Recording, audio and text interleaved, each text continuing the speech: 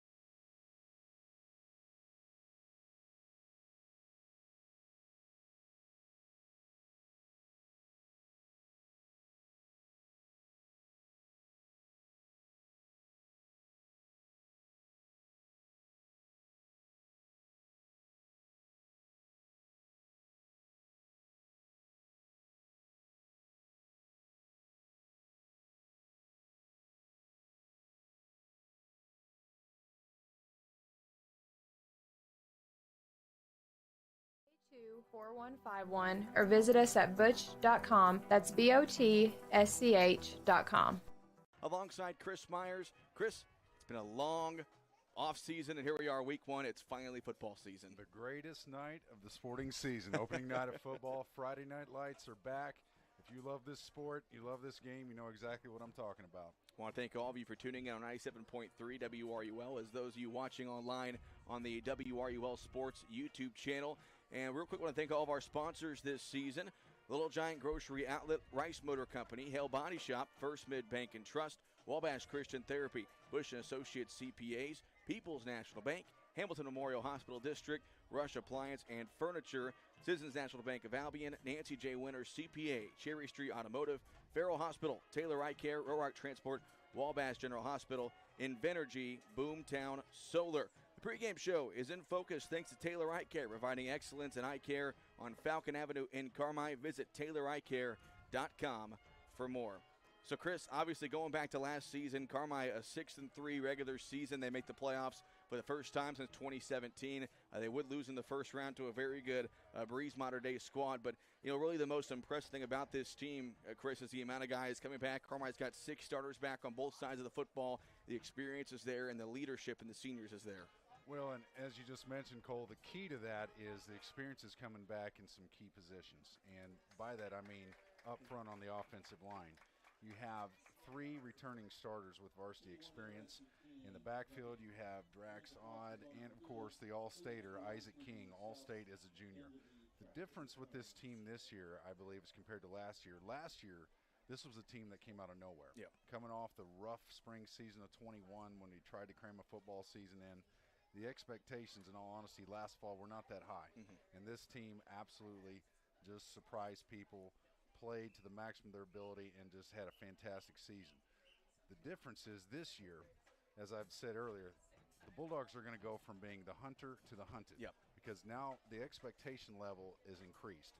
This football team, and I said it last week at the Gator Bowl, not to put pressure, but this team has the capability to win every game they play this year in this regular season. They have the talent, they have the depth, they have the good skill players. I mean, they're deep at running back, deep on the line, have 3 different quarterbacks they can use, good receivers. I mean, this is a well-balanced football team, and I think this, if there was a year in the Black Diamond where they have the ability to do it, this is the season.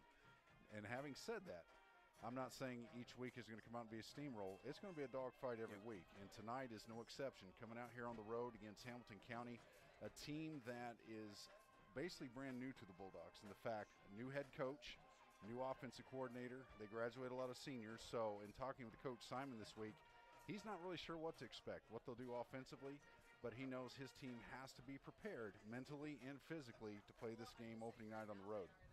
Mentioned those returners on the offensive side of the football. Draxidon, he rushed for 384 yards last year with 5 touchdowns. And, of course, Isaac King, he broke nearly every single Bulldog rushing record last year. Let's just go through them. He had the most rushing yards in a season with 1945. He scored 40 points total last season. He had 150 rushing yards in 1 quarter. That's a record. Most 100-plus rushing games in a 100-yard rushing games in a season. Did every game last year, all 10 games, rushed for over 100 yards. And 10 consecutive games also as a record. And he tied 2 records, most touchdowns in the year, tied Logan Rogers and Cameron Gunner, and tied Rogers again for the most rushing touchdowns in a season. And as a running back, if you're in that same conversation as Logan Rogers, you're doing something right. Absolutely. And there, again, this coming into this season, what's going to change for Isaac is he made his name, obviously, last year. He had his I've Arrived party last year. This year, his senior year, he has a target on his chest. Every week, every team we play is going to know, okay, we got to stop number 1. We got to stop Isaac King. And the Bulldogs will make no bones about it. They want to come out. They want to line up in T. They want to line up in power I, wing, and just cram the ball down people's throats. And when you got Isaac King, you got the capability to do that. But with that said, the bar has been raised, and he's a marked man. So, but I have no doubt he's up to the challenge. And I've said before, why is he that good? And I can just tell you this from a coaching perspective, from playing, is he the biggest and the fastest? No. But what he does that separates himself from so many others, he does the things that not many people want to do. I'll tell you, this kid's up at 5:30 in the morning lifting weights. I'm in La La Land at 5:30 in the morning. He's out running sprints when no one. He's lifting weights when no one else is. He's doing those things that it takes to overachieve, to be excellent, and that's what makes him the player he is his work ethic. He just wills himself to be the best every carry, every play. His determination. He's not a guy you tackle with one player. You have to gang tackle him, get him down. He's not satisfied with 3 yards when I can get 4. He's that type of runner, and you can just see it. He doesn't shy away from contact. He's looking to go after people, and that's what separates him, in my opinion. On top of the running game, this is a Carmi team that can pass the football when they want to. Warren Legg is going to be the quarterback. He was injured most of last season, tore his ACL, but he's back. He's going to play quarterback for the first time since he was pretty much in junior pro. But for what we saw last Friday, Chris, they're going to keep this offense pretty simple in terms of the passing game. A lot of play-action pass, rollout, and they can go spread, though, with Mitchell Edwards. We do know that. But this team, it seems like obviously you want to run the ball, but they can throw the ball when needed. They do have the capability. Warren Legg absolutely, again, came off that devastating ACL injury at the Christopher game last year and worked himself back to this season and has stepped into the role. The thing about Warren Legg, he's one of those kids who is just what I call just football IQ smart. One of those kids, I mean, you're putting him at quarterback when he hadn't played the position 3 years. He's coming in, you tell him something once, he's got it. He doesn't panic, he's consistent, and he just does a great job running the offense. And kudos to him to work and to get back to where he could even just be on the field this year because, he was one of our defensive leaders. And obviously his role is just going to be limited to offense this year. But, again, hats off to him for working so hard to get back on the field and just look forward to great things from him. And as you alluded to, if we do go spread, we do have a 6'5" sophomore by the name of Mitchell Edwards, and I'm telling you, folks, he's going to be good. He's got a cannon. Yeah. I'm talking Jake Simon, Chase Kittinger type arm. And he's young, but he's 6'5", still growing, has athletic ability. But this is going to be a learning experience. If we do get into this situation where we have to go spread, he comes in the game, he's going to have to grow up in a hurry.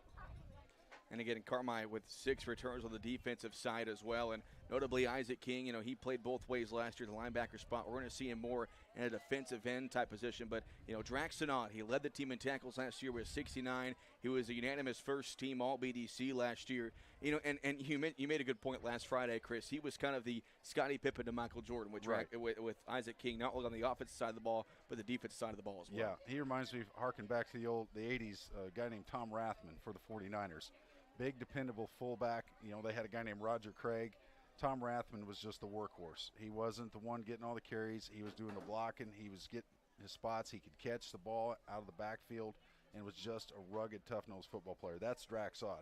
Draxod is your fullback, not afraid of anyone or anything. Stick his nose in there and block. You need a 4th and 1. You need 1 yard, he'll get you 2. He's just that tough, gritty football player that you got to have. The rest of the starting defense for Carmi, I mentioned we'll see Isaac King at 1 defensive end spot. Eli Bryant, a 6'1 sophomore. He'll start at 1 D-tackle spot. The other D-tackle spot, we'll see Bryson Moore. He's a 4-year starter for this Bulldog football team. Nate Brown, who transits from an offensive lineman spot, he'll play tight end. He'll also play defensive end. He is a 6'1 senior. Your linebackers, I mentioned Draxonod, a 5'9 senior. Other side, it's Nelson Ryder. He's a 6'2 junior. The nose tackle, a 6-foot junior, Gavin Payton. Your defensive backfield, Caleb Sievers. He's a 5'9 junior. He'll be the weak side corner. The strong side corner is Trayton Vickers. He's a 5'10 junior wearing number 22. And your safeties, Landon Driscoll, a 6'3 junior, and a 6'2 senior, Tyler Gomat. That's your starting defense for the Bulldogs. And the starting offense, going left to right on the offensive line, Chase Pringle, 5'10 senior, another 4-year starter at the left tackle position, Gavin Payton there at the left guard. Ryder is your starting center. Bryson Moore, again, your starting right guard. Austin Owen, a 5'11 junior. He is making his first varsity start tonight at right tackle. Your fullback, again, Draxonot, a 5'9 senior. Your quarterback, Warren Legg. Running back number 1, Isaac King, a 5'9 senior. Your tight ends will be Nate Brown. He's a 6'1 senior. Tyler Gomat, a 6'2 senior. And your wing back is going to be Andrew Dodson. He is a 6-foot senior. And again, a couple guys we could see if we go to that spread look. We mentioned Mitchell Edwards, a 6'5 sophomore. Landon Driscoll last year was really kind of the main receiver, aside from Ty Stubblefield. He graduated from last season. But Kurt, you know, Chris, sorry, I'm okay. very much just curious to see what this team looks like. You know, how are they going to come out and play? Because you're right, it's been a while since Carmi had some expectations at the beginning of the year. Obviously, you mentioned last year really came out of nowhere. And how are they going to react against a team that we don't know what they're going to look like, this Hamilton County squad? How are they going to come out on the road, a tough place to play? Carmi has always struggled to play here to start off a very high expectation season. Well, the first thing they have to do, in kind of I call it a bad habit they had early in games last year, was getting behind the 8 ball. More than once last year in a couple road games, we turned the ball over early and gave up quick scores. What I think we have to do this year, we can't start out drives turning the ball over and giving it back and giving up a score. If we have the ball first, we need to come out, just do what we do best, stay between the tackles and get a long, established, consistent drive. You don't want to turn the ball over early or have any mental mistakes that kind of rattle you. So if Bulldogs can come out, play consistent offense, or if they're on defense first, come out, get a 3 and out, establish momentum early, and get momentum early, especially when you're on the road. Don't get behind the 8 balls, I call it, with turnovers or penalties. The Foxes have only beat the Bulldogs 3 times since the Carmi joined the BDC back in 2003. That was 2009, 2019, and that spring of 21 season. The only 3 times the Bulldogs have lost to the Foxes since they joined the BDC. Overall record in terms of the rivalry, Carmi leads it 46-9 and 6 ties. So the 62nd overall matchup between the Bulldogs and the Foxes tonight here at Carl Mock Field. A fantastic evening. Both sides of the field are full of fans. Of course, green on this side and maroon on the far visitor end. Big thanks to John Stockton and his crew. Make sure we were fed when we got here. He's got the Bulldog tailgate going on. They've probably been here since 3 o'clock this afternoon, I can imagine. And that's food they're just donating, folks. Yeah. Stop by and see Generator Johnny next week. If he's got that tailgate going, he's got some good food for y'all. Yeah, so this is the Taylor Eye Care pregame show. We will take a 2-minute break for the national anthem. This is Bulldog Football on 97.3 WRUL. Your partner in auto repair. That's Cherry Street Automotive in Carmi. You get service, expertise, and a promise you'll drive away satisfied. Complete engine and body repair, 24-hour-a-day wrecker and towing service, tires from sales and service, and repair including muffler service, brakes, shocks, suspension, and more. When quality counts, count on Cherry Street Automotive in Carmi. Your partner in auto repair. Call 382-7165 today. Right. Citizens National Bank of Albion is making changes for the better. Even better, that is. Even better bank locations. For even better customer service. Even better leadership. For even better local decision making. And even better products and services. That's why Citizens National Bank of Albion is your 5-star and most trusted financial partners in Edwards, Wayne, White, Richland, and Lawrence counties. Citizens National Bank of Albion, know even better banking. Member FDIC.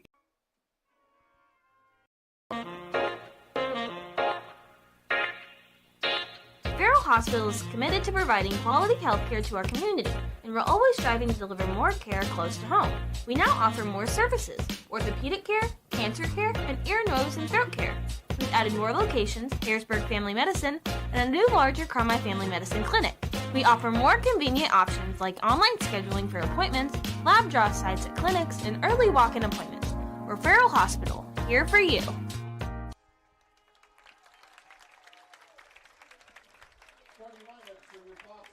At quarterback, the senior, number 8, Braden Flanagan. The running backs, the junior, number 20, Zach Wheeler. The senior, number 22, Hunter Rhodes. And then the senior, 35, Wyatt Richards. At wideout, number 15, Isaac Middendorf, he's a senior. Tight end, number 82, Brody Barker, he's a senior. So they are introducing the starting lineups for the Hamilton County Foxes. This is Bulldog Football on 97.3 WRUL. This has been the Taylor Eye Care pregame show. Big thanks to Scott Maring back at the studio. We've had a couple of issues on the audio side, but of course that's week 1 of the football season for you. But Scott's being a trooper. He's working through them and helping us out. And a big thanks to Haley Winkleman and Cadence Driscoll, who are helping us out on the video stream side. Of course, the boss man, J.C. Tinsley, is here making sure all is smooth, and we are about ready for football. So the Bulldogs will get the ball first. They are going to go left to right here in this first quarter. And Kate Allen is deep. Isaac King is also deep as well to return. And, you know, Kurt, first possession, we're going to have a chance to see this Bulldog offense. Yeah, and, you know, most coaches, for folks at home, most coaches prefer if you win the opening toss, you want to defer, get the ball first, second half. I honestly, when you're on the road in your opening game, you almost are glad to have the ball first, because for a team like Carmi, again, who's all about running and controlling the clock, keeping the ball, you know, just slow chunks, I think it actually works to our advantage. So interesting to see what the Bulldog offense can do this first possession. Again, for me, what's critical for them is we don't have any early turnovers. Number 5, Eli Hansen will kick this one off for Hamilton County. We are set at 7:02 p.m. and we are rocking and rolling here at Carl Mock Field at Hamilton County High School. Kate Allen from the 10-yard line on the far hash. He'll run to the right side. A couple mix of tackles go to the left side now near the Bulldog sideline. Allen down the sideline, taken down. He's still going across the 40-yard line. About a 30-yard return there for Allen on the return. So a good start for the Bulldogs.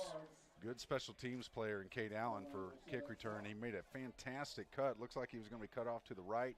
Made a cut back and got about a 30-yard gain out of that. Kate Allen, a 5'10 sophomore.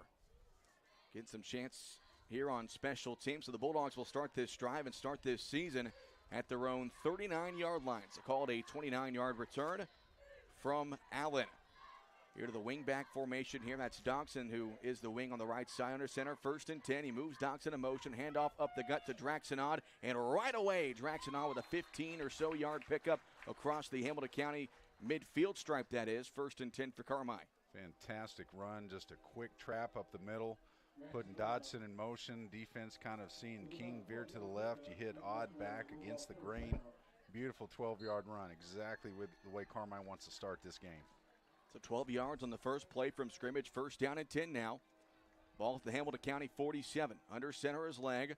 Moves Doxson in motion again. Handoff King up the gut. King will get a couple of yards there across the 45 to about the 44. It's about a 5-yard pickup. 2nd and 5 coming up for the Bulldogs. Again, same formation. Bulldogs coming out in their wing formation. Wing back either to the right or left. Offset eye in the backfield, and just King and Odd. Heavy dose of those two up the middle. 45 seconds gone here in the first quarter. We're scoreless. Carmi on their first offensive possession at the Hamilton County 44. Under center is Legg. King dots the power I formation. Toss to King right side. He slips out of one tackle, now trying to bounce it. He's got blockers in front. King tries to cut back to the inside. Gets across the 40, takes a big hit. He'll be right near that 1st down marker. I'm not sure if he's got enough. If he doesn't, it'll be 3rd and short here for Carmi.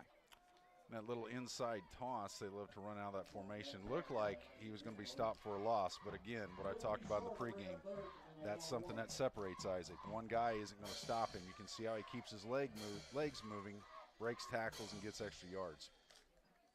10.5 to play in the first quarter. 3rd down and a yard. Handoff left side to Doxson. Doxson's going to break a couple of tackles yet again. Gets inside the 35. That's a Carmi 1st down. Nice run that time from the senior, Andrew Doxson.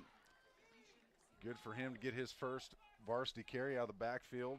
And again, I talked about him last week. This is a kid who he's more of an outside runner. You get him on the edge, he's got some wheels. But he did a nice job taking it off left tackle that time, getting us the 1st down. Wing back to the left here, that's Doxson. Under center is Legg. We're nearing the 10-minute mark here in this first quarter. Counter handoff left side to King. That time the Foxes sniffed it out. About a 4-yard pickup there for Isaac King inside the 30 to the Hamilton County 29-yard line. Had a nice pull from his right guard, Bryson Moore, on the kick out, but you can tell, you can tell when he gets the ball, the defense is aware of him at all times. So even on the 2 carries he's had, there have been 3 or 4 guys to greet him every time. Also want to say thanks to our first down sponsor, Rush Appliance, sponsoring every Bulldog first down this year here on WRUL. Handoff to Odd. He fumbled the football. Did he fall back on top of it? Hamilton County says he didn't. Who's got it? I thought he did. I thought he got on it. I'm hoping he did. They're acting like he did, and I think he did. So the Bulldogs catch a break there. Ooh, and that's what you don't want. But obviously, it's week 1, Chris. Right. That's going to happen. Right. But, man, on this first drive, Carmi looking pretty good thus far. Yes. And escape disaster right there. So 3rd down and 6 at the 27-yard line of Hamilton County. Definitely 4-down territory here. Legg back under center.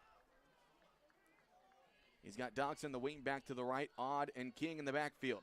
Handoff up the gut. They give it back to Odd, and Odd met near the line of scrimmage. He was able to plow ahead. Still going is Draxenod, and he's taking Foxes with him inside the 20-yard line near the 15. 1st and 10, Carmi. That is a Rush Appliance 1st down. They called the exact same play as the play before. And for Drax, that's what's so important. The play before, he had a fumble. You know he's going back to the huddle, mad at himself. That's confidence in a player when a coach says we're coming right back to you, and you see the result. He ran with determination, picked up the 1st down. Gritty run there. Ball at the Hamilton County 15-yard line. 1st and 10. Handoff to King on the right side, trying to cut back inside. And he'll be taken after a couple-yard gain. I believe he got up to the 10 there, so a gain of 5, maybe 6, 2nd down. And so far this drive is everything you'd expect from this Carmi football team. If you watched them all last year and what Coach Simon says they want to do. Just coming out and teeing wing and pounding the football. This is just classic Bulldog football. And this drive has eaten up almost 4 minutes already. 2nd down and 5 at the Hamilton County 9-yard line. Under center is Legg. He's got Odd and King behind him. Doxson the wing back to the right. Handoff up the gut to King. Cuts to the left side, trying to bounce it. He's got the corner, and he's in there. Touchdown, Carmi, White County.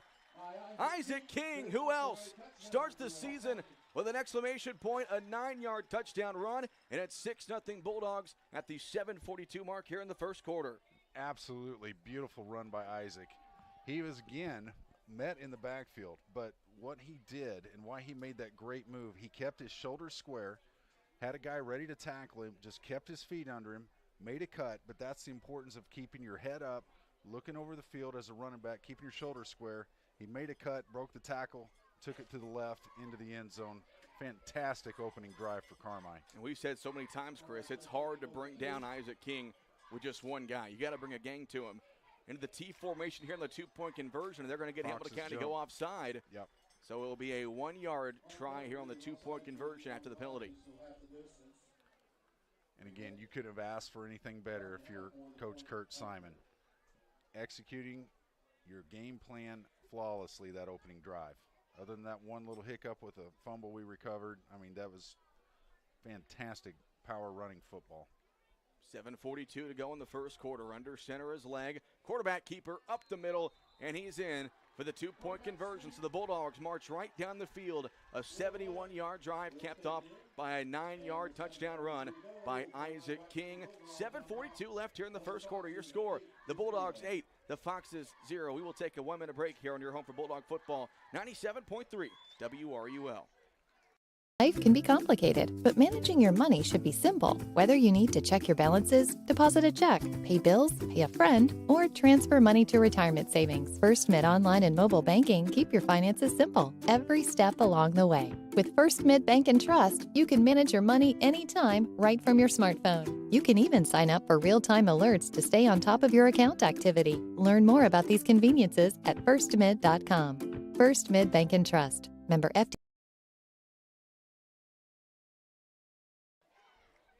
No accident that more and more people trust Hale Body Shop when they need collision repair. David and the gang at Hale Body Shop work hard to get your car back to you as soon as possible. They understand how busy you are. They also understand that sometimes life happens.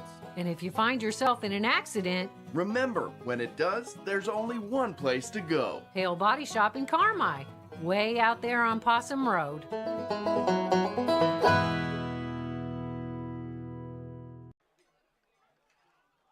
Hamilton County's kickoff return is taken across the 25-yard line at the 29. It seems like that was number 22 on the return that time for the Foxes.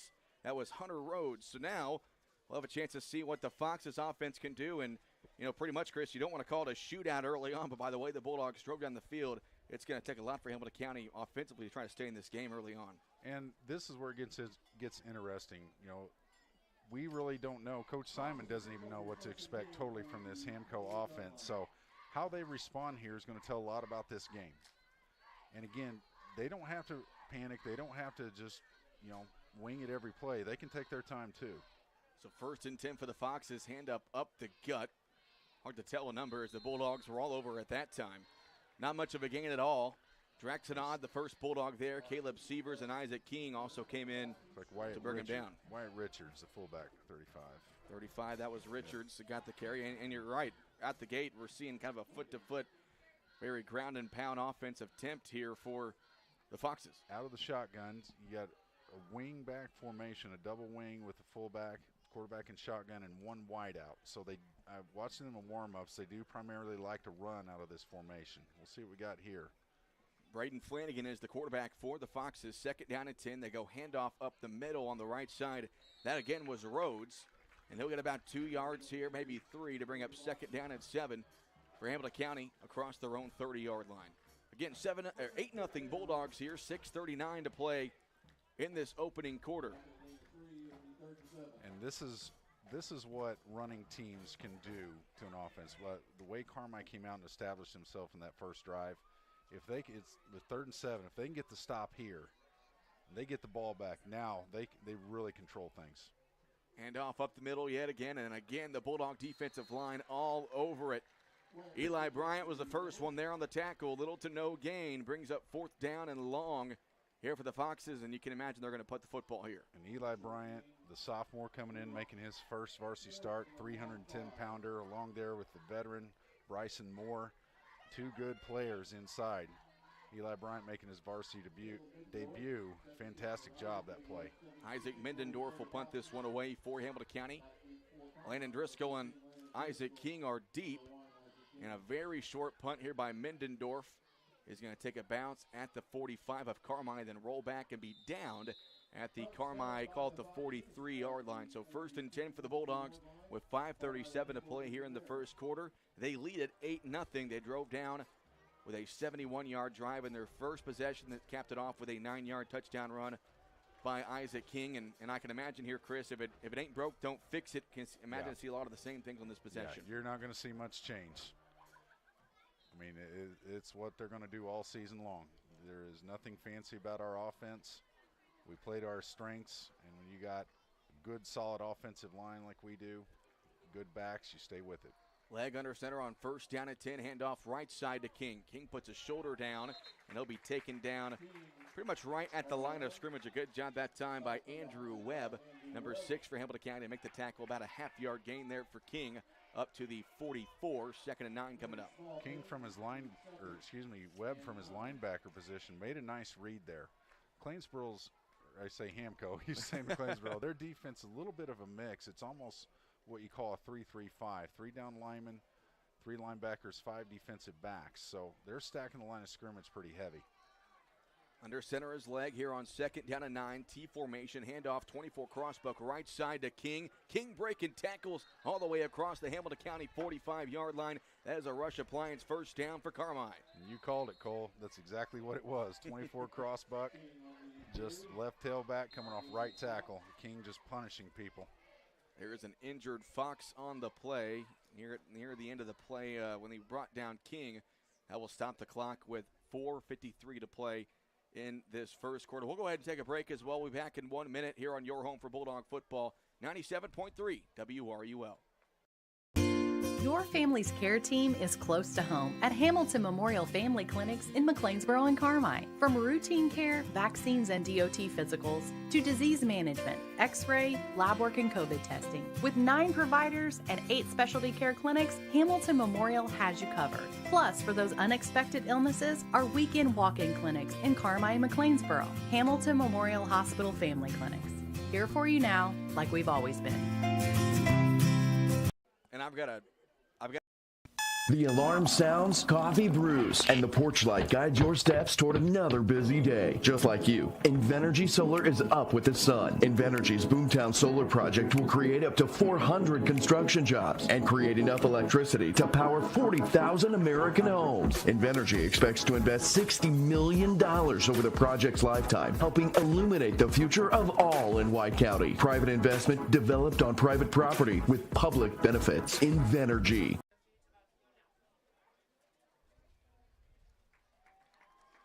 And so the injury timeout, that is number 57 for Hamilton County. Jared Gaudette getting helped off the field, and that's one thing you never want to see week 1, no matter which side of the football or which side of the sideline, is someone being helped off first quarter of the first game of the season.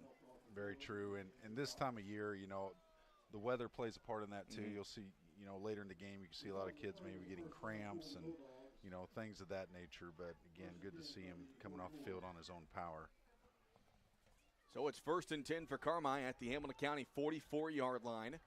We're at the 4:53 mark here in the first quarter. 8-0 Bulldogs. You got power eye. Yep, power eye. That's going to be King donning it up. Under center is Legg. Here's our first pass play this season. He's got Gomat wide open. He throws it there, and Gomat brings it in. Breaks a tackle. He's at the 10-yard line, and he will be tripped up right there. A phenomenal pass from Warren Legg, and a great catch of that by Tyler Gomat. That's a Rush Appliance 1st down. Beautiful, beautiful execution of that. That is what a power running game does for you. That first drive, we ran the ball about 9 or 10 consecutive plays. What does that force the other team to do? Stack the box with 8-9 players. Power eye, 9 out of 10 times. That's Isaac King coming up the middle. They came up, bid on the fake. Gomat runs his route to perfection. Legg finds him. Beautiful play action pass. 1st and 10 from the 11-yard line of Hamilton County. Legg hands it off right side to Odd, and he will plow inside the 10 to about the 6-yard line. It'll be 2nd down at about 5.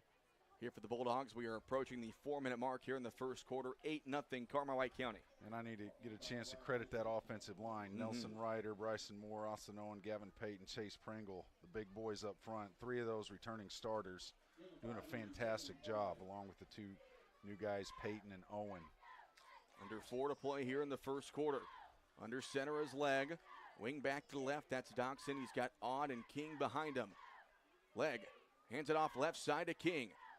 Cuts to the inside, back to the outside, into the end zone, untouched. Touchdown, Carmi White County. That's 2 on the evening in the first quarter for Isaac King. Well, that was the old counter off the left side. He got a nice block from his left guard, Gavin Payton, getting his man turned out. Bryson Moore turning up in the hole. What King did that was beautiful that time, he waited on Moore to come up so he could follow him, followed his guard, came off the left side. Beautiful execution on that counter for the touchdown.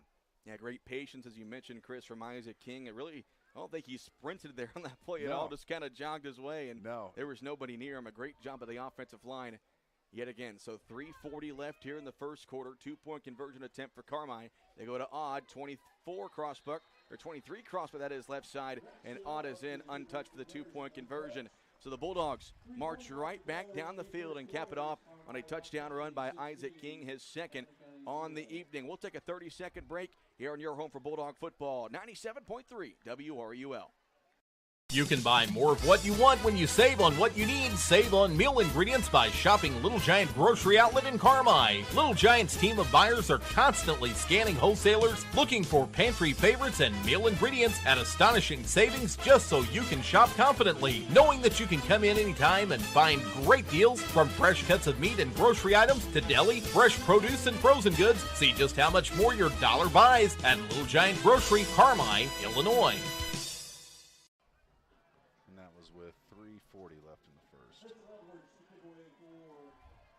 16-0 Carmi White County. 3:40 left to play here in the first quarter. Cole Carter and Chris Myers. And Mitchell Evers will kick this one away after the second touchdown of the night for Isaac King. Bobbled on the kickoff return is Hamilton County on the near sideline. Running it that's going to be Eli Hansen. He's taken down near the Hamilton County 20-yard line. So the Bulldogs, 2 possessions, 2 touchdowns, and 2 touchdowns by Isaac King. 1 from 9 yards out and 1 from 6 yards out. Both conversions were good, and really so far, Chris, minus that odd fumble that he recovered, a pretty flawless first quarter thus far for Carmi. Well, you summed it up, Cole. It has been. This has just been a fantastic performance by the Bulldogs offensively. The line is executing, getting their blocks up front. King and Odd are just their normal selves, just dragging defenders with them. That beautiful play action pass by Warren Legg, that does a lot for his confidence. And the shotgun is the quarterback toss to the right side. This is a jet sweep, and it's going to be devoured. Isaac King made the tackle. That was Hunter Rhodes for Hamilton County trying to get to the edge.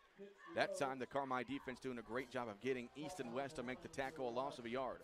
And that was good discipline there, because what that was kind of an option look, bringing the wing back around, faking the fullback. It was kind of just a quick option look. So what has to happen in those scenarios is your defensive ends and your corners have to stay at home and be disciplined. And Isaac didn't go chasing inside. He held his ground, waited for the play to come to him, and made a nice tackle. Again, Braden Flanagan is the Hamilton County quarterback. He's going to come out with a running back by him, a wing back, and a wide receiver left side. They move a man in motion, and they hand it off to the guy in motion left side, and he gets hip tossed that time. That was Caleb Siebers who threw him down for a loss of another yard. And I'm going to tell you something. You're going to hear his name a lot on defense. Caleb Siebers may only be 5'9" and 170, but he brings the noise when he tackles. I'm telling you, this kid, since his days as a youngster in the junior leagues, he is a missile. He is a Mike Singletary type hitter. So they called a gain of a yard on that play, so back to the regular line of scrimmage. 3rd down and 10. Ball at the Hamilton County 20-yard line. We are at the 2:12 mark here in this first quarter. 16-0 Bulldogs. And the shotgun is Webb. He's going to toss it to the right side. And that's going to be a run to across the 25-yard line. That was Rhodes yet again on the sweep. There is a penalty flag down. And again, Carmi did a great job of sniffing out that jet sweep attempt. We'll see what the flag is. First flag. Or the second flag. And it's going to be a hold against the Foxes. So we'll see if Carmi wants to decline or accept this penalty. It will be 4th down. I would decline. Yeah. I'd say they will. And so, again, Hamilton County tries to go east and west, and this Carmi defense has been as impressive, if not more, than the offense has been so far in this first quarter. Well, you got a this is something we haven't talked about much. Our linebackers and our secondary are very athletic. You know, you got Nelson Ryder and Draxton Ott at the linebackers, 2 good, solid hitters and athletes. We just called Caleb Seaver's name. Landon Driscoll and Tyler Gomat, a couple 6'2", 6'3" safeties that can run. And then Trayton Vickers at a corner as a hitter. That helps to have that kind of skill back there. So the Bulldogs do decline it. The Foxes punt it away. Going to be Landon Driscoll on the return at the 42-yard line. Nice move by Driscoll across midfield, and he's taken down right at the Hamilton County 49-yard line. So again, great field position here for the Bulldogs with 1:32 to go in this first quarter. They already lead 16-0. And I believe we're going to have a timeout taken by Hamilton County, and indeed we do. So Rhett Vaughn wants to talk things over with his crew as the Bulldogs lead at 16-0. We will take a 1-minute break as well on your home for Bulldog football, 97.3 WRUL. Looking for an accountant? What comes to mind? Trustworthiness, accuracy, up-to-date knowledge of tax laws, truthiness. Wait, truthiness? That's not even a real word. Well, you know what I mean. Honesty, trust, accuracy, and knowledge. They're all really important. When it comes to your accounting, you need a professional you can trust. You need Nancy J. Winter CPA. Visit NancyJWinterCPA.com to learn more or call 382-2364 and visit on Cherry Street, Carmi. Today's environment, being able to do all of your banking from home is not only convenient, but a necessity. People's National Bank makes it easy for you to do your banking without actually going to the bank. From online banking, mobile banking, free mobile deposit, to transferring funds and paying bills, it's easy and convenient for you to do your banking all from your mobile phone or computer. Get started by going to peoplesnationalbank.com to sign up for online banking today. People's National Bank, making it easy to bank from anywhere. Member FDIC.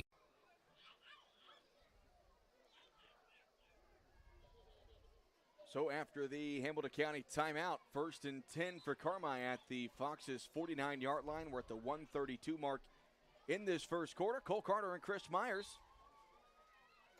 Thank you all of you for watching on the WRUL Sports YouTube channel. Haley Winkleman and Cadence Driscoll are here to help us out there. And Scott Maring is back at the WRUL studio. Under center is Warren Legg. Power I formation here for Carmi. And they toss it to King left side. King stutter step, and that time the Foxes all over him in the backfield, but King is able to get about 4 yards out of that. They had him dead to right to the backfield, but he got 4 out of it. And again, you can see that's just what separates him. 9 out of 10 running backs, that's a 3-yard loss. But you can just see the way he gets 2 hands on that ball, keeps his legs churning. He just refuses to go down. We approach the 1-minute mark here in the first quarter. 16-0 Bulldogs. 2 touchdown runs so far for Isaac King. And both 2-point plays successful as well. 2nd down and 7 from the 46-yard line. Under center is Legg. Hand off to Doxson left side. He stumbles but keeps his feet going and takes it inside the Hamilton County 35-yard line. That's a Rush Appliance 1st down.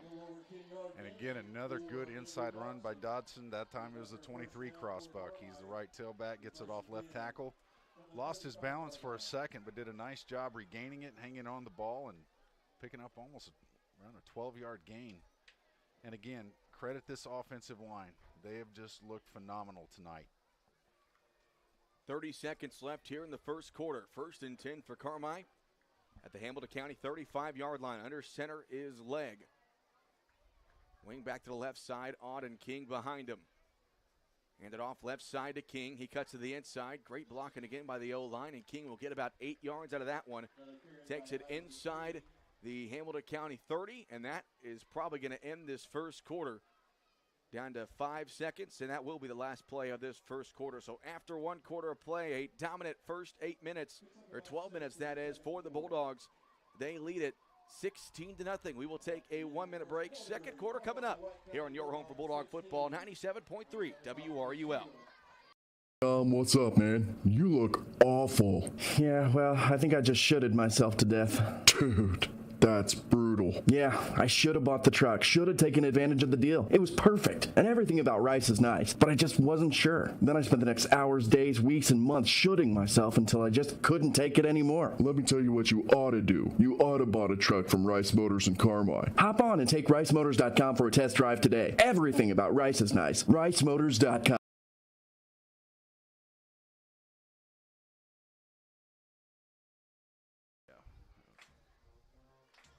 Transport in Carmi has earned a reputation of dependable hauling that many in this area have depended on. Roark Transport now also offers rock, dirt, and lime hauling. From parking lots, driveways, and washouts, Roark Transport can handle all your rock and dirt hauling needs. Farmers can also depend on Roark Transport to deliver their lime when and where they need it. For your next driveway or parking lot job, remember Roark Transport for fast, dependable service. Call Roark Transport today at 265-3665.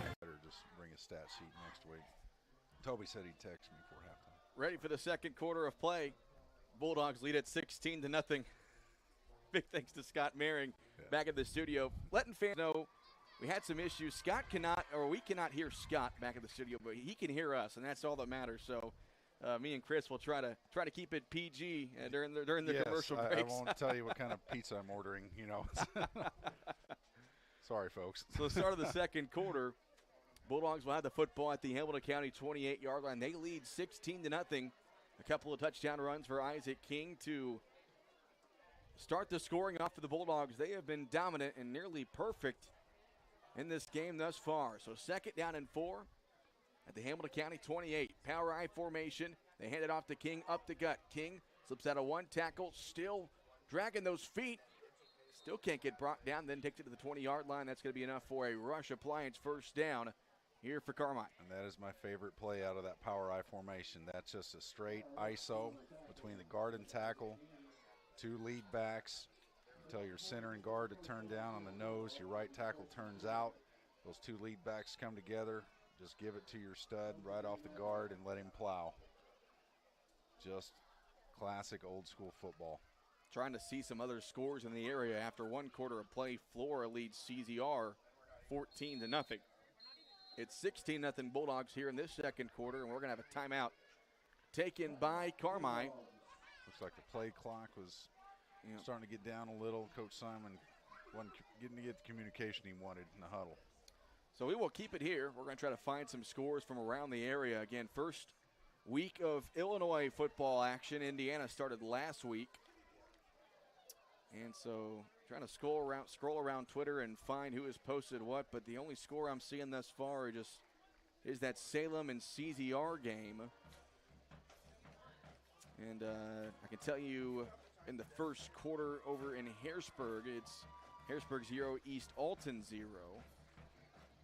And as we find more scores throughout the night, we'll let you know. And there is a couple games in the BDC that are interesting to keep your eye on tonight. Chris, you made the point that you really want to see how Vienna-Goreville does tonight. I believe they are taking on Johnston City. Is that correct? I think so. I think Edwards County is taking on Johnston City. Yeah, I may try to grab a schedule at halftime from our the guys keeping the scoreboard. But yeah, and what's going to be interesting about Vienna, they have a brand new coach, and the word is he comes from the Carolina area, north of South Carolina. Big football guy. He went over to Goreville, got a bunch of kids to come out. Their numbers are up. There's a lot of enthusiasm around that program. But again, that's a program that didn't even have football last year. So how they're going to do this year is going to be very interesting because they're starting from square one at every level. So after the timeout, 1st and 10 for Carmi. They go back to the power I formation. And so 1st and 10, handoff to King, and he's going to break one tackle. Be brought down inside the 15-yard line. And this same play again, just a power ISO off the right side. And that's just, at this point, with, I don't want to say this too early, but if Carmi just keeps grinding, keeps running this clock, and just keeps pounding and wearing down on this defense, if we get a score here, this could be a backbreaker for Hamco. T formation here, under center is Legg. Hands it off left side to Draxenod. He'll spin out of one tackler, be taken down inside the 10. And that's going to be another Rush Appliance first down for the Bulldogs. Draxod, just classic fullback running. Him and King really, they have very similar styles. They're just punishing, grinding runners. They're not looking to avoid contact. They're looking for contact, and that's what you love about them. If you're going to tackle them, you're going to pay for tackling them. So 10:24 left here in the first half. Still 16-0 Carmi. Under center is Legg. Here in the power eye, handoff right side to Audit. He bumps into his own lineman, and he'll lose a yard. So the Foxes catch a break that time, and it'll bring up second down. Well, they brought a run blitz that time and caught the Bulldogs by surprise there. Looks like the linebacker on the right side there got through the tight end tackle gap and made a nice play. So again, if the Foxes want to stay in this game or have a hope of staying, in all honesty, they got to do it on this drive. No, we had some issues on the radio side, but we're back. 16-0 Carmi. They're trying to add to it. Handoff left side. That's Andrew Doxson breaking tackles down to the goal line. Did he get in? The ball came out. About a yard short. Yeah, they're going to say he was a yard short down to the 1. I believe that's going to be a first down. It wasn't goal to go. Yeah. So it'll be first and goal now at the 1 yard line. A Rush Appliance first down. Been impressed by Dodson tonight. Again, his first varsity start as a running back, and he's made the most of every opportunity. Again, coming off the left side on the crossbuck. Almost had the touchdown stretched out for it, a little short. We're going to call it third down and 1 on the 1 yard line. That's Doesn't Legg. matter. Legg plows it in. Touchdown, Carmi White County. A 1 yard touchdown run, a quarterback sneak for Warren Legg. And it's been all Bulldogs here in this first half. 9:02 to go in the second quarter. 22-0 Carmi. And that's a fantastic job by the center, Nelson Ryder, the guards, Gavin Payton and Bryson Moore. You just tell your guys when you're running that at the snap, get shoulder to shoulder, keep your feet driving, dig anything in front of you, form a big wedge, let your quarterback get behind you. Nice execution on the quarterback sneak. They will go for the 2-point conversion again. They're 2 for 2 so far on the night. Wing back to the right side. Legg tosses it to the right. It's King. He goes forward and he's in. So Carmi, 3 drives, 3 touchdowns, and 3 2-point conversions as well. It's 24-0 Carmi with 9:02 to play in this second quarter. An impressive first half thus far for both sides of the football for the Bulldogs. We'll take a 30-second break here on your home for Carmi football, 97.3 WRUL.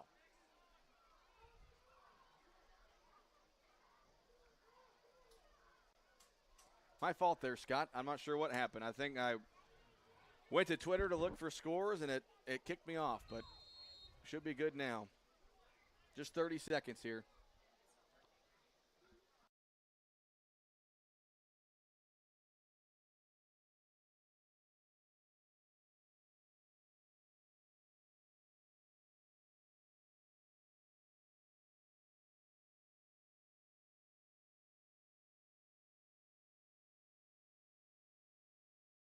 To play here in the second quarter, 24-0 Carmi, as the Bulldogs have drove down for 3 scores.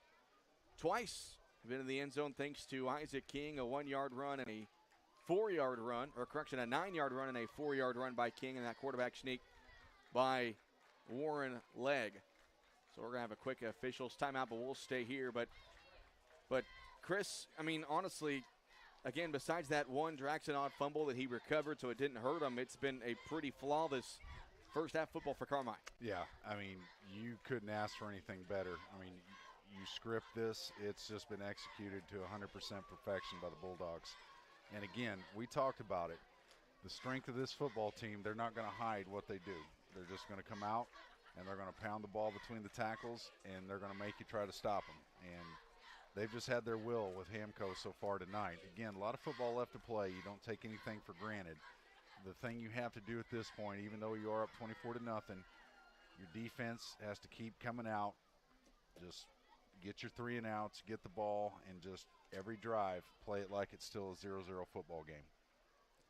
The Bulldogs will come out and kick this one off. They're going right to left here in this second quarter of play. Again, 24-0 Carmi White County on top. Mitchell Edwards will boot this one away.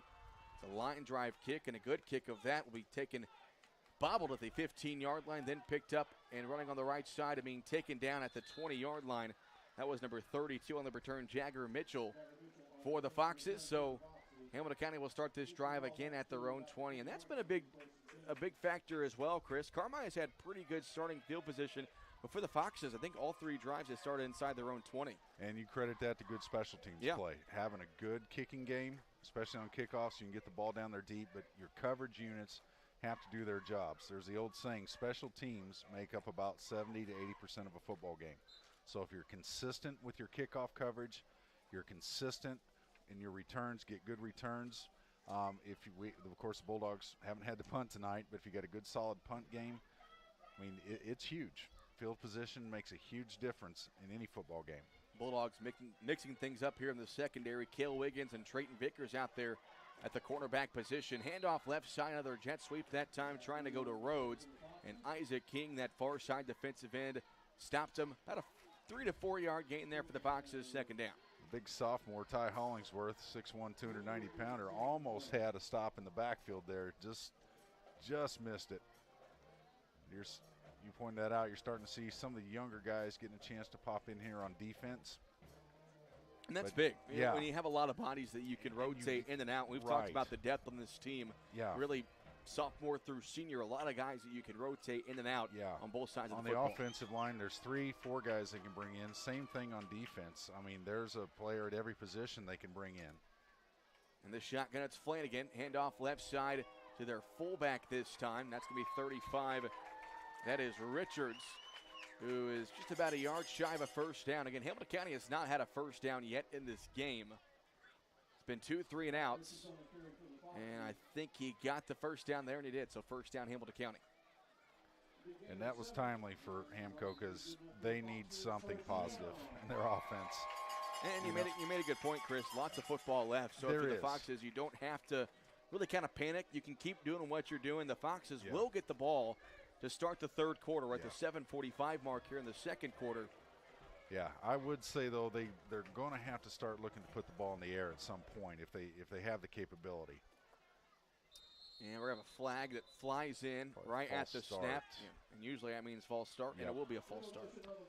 Yeah, I think the wing back got a little bit of an early start when he went in motion. Quarterback wasn't quite set. That is the second offensive penalty against the Foxes, and something else, the Bulldogs have not had a penalty called against them in this game thus far. Just 3 total, and all 3 have been against Hamilton County. And that was a huge difference from the way the Bulldogs started games last year, especially the first 2-3 games of the year last year. It seemed like we were just turnovers and penalties early in the games got us behind. Tonight, it's been absolute perfection. That makes it 1st and 15 back at their own 26-yard line. 24-0 Carmi. Bad snap, and the quarterback will keep it up the middle. That was Flanagan, who bobbled it, then was just forced to run forward. Got about 2 yards, called 2nd and 13. And again, even though there is 6 minutes, 55 seconds left in this second quarter, if you're Hamco looking from the other side, I still say you got to start thinking about putting the ball in the air at some point because, you know, a 1-score deficit against a team like Carmi that just punishes you with a run and can just eat up the game clock, you know, you can't run the ball to, you know, at little chunks to expect to come back. You got to move it.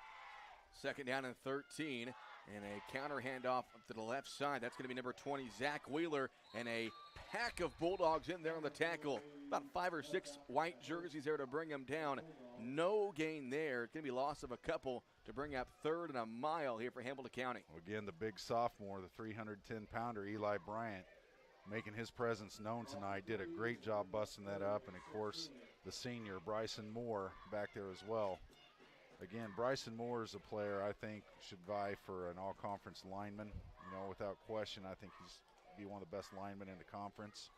And, again, this sophomore, Eli Bryant, look for him, folks. You know, he's a big boy, as they say. He's a big one. So Bryson was first team All-BDC on the offensive side last year as a junior. 3rd down and 15. Foxes don't pass it. They hand it off to their fullback, Richards, and he has nowhere to go. So 4th down.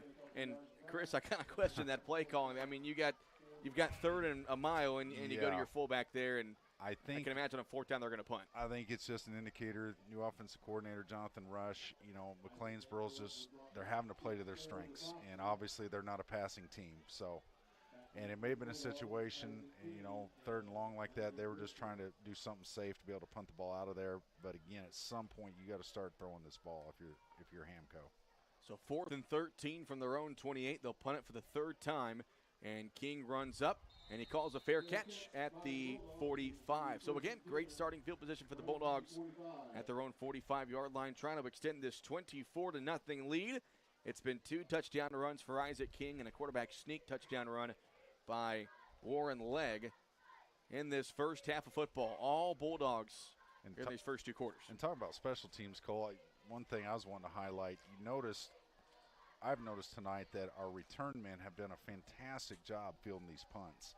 That's something, I always hold my breath in a high school game when a kid's fielding a punt, especially if he's not fair catching it, because they can fumble, they can get hit, disaster can happen. Under center is Legg here on 1st down and 10. Toss left side to King, and that time the Hamilton County defensive line shot through there to make the tackle. 32 Jagger Mitchell and 33 Hunter Graves brought down King in the backfield, really the first negative play the Bulldogs have ran tonight, and that time just a good job by the front 7 for Hamilton County. Hamco has done a good job on the edges, and a lot of that is, good play by their linebackers, but a lot of that's their defensive design. This 3-3-5 type look they have, it's designed, you'll notice, an end, the corner's tight right next to them, the backers are in between the tackle tight end.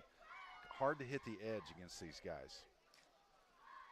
Under center is Legg. We're under 4:15 to play in this second quarter. Handoff to King, right side. King looking for a lane, puts his shoulder down. He'll get about 5 past the regular line of scrimmage up across the 45 to about the 47. So really the first third and medium here for Carmi going to be at third and about 7 near midfield, probably 4-down territory. We'll see what they go to here on 3rd down. I would say it is 4 down. I would look maybe again for that play action that you saw earlier if it's in power eye, but look for some kind of intermediate play action pass here. Under 4 minutes to play, 24-0. Carmi in front, trying to add to it here in the second quarter. T formation. Legg is under center. Here on 3rd and 7. Takes a snap. Handoff right side to King, and King will spin away from a tackle near the line of scrimmage. Gets up shy of the 45 of Hamilton County to the 46-yard line. They'll be short of a first down, but 4th at about 2, and obviously you're going to go for it here. Yep. And forget what I said. Just go to your bread and butter. Give it to Isaac King. 3rd and 7. You don't need to pass. Just give it to your ace. Let your line do their thing. But yeah, they're going for it here. Let's see what formation we get. We get T. I'd look for a cross buck or a fullback. 4th and a yard. Under center is Legg. It's a quarterback sneak, and he's got it easily. Man, that offensive line with a tremendous push. He got about 4 yards on that quarterback sneak. That's a Rush Appliance first down. Anytime you can get 4 or 5 yards on a quarterback sneak when the other team knows it's coming, that tells you how well your line's playing. Those big guys up the middle are just doing a fantastic job. Warren holding on to the ball. And another thing you have to count on in those situations, your quarterback has to be good about holding on to the football, because it's very easy to fumble in that situation when you got guys up there shooting through the gaps and everything else. 2:34 left here in the second quarter. Carmi trying to extend their lead. Play action pass here for Legg. Nobody open. He'll roll out to his right. He's going to be sacked in the backfield, way back at the Hamilton County 46-yard line. And that is not what you want to see on 1st and 10. I don't know if there was some miscommunication there, but there was really nobody open there for Carmi. No, excuse me. And that was the first negative play we've seen from the Bulldogs tonight.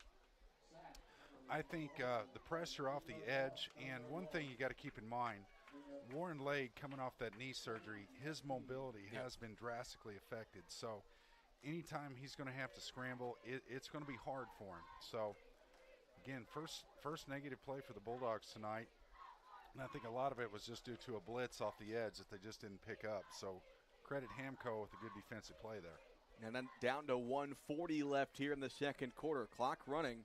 Play clock down to 15. 24-0 Bulldogs. Under center is Legg.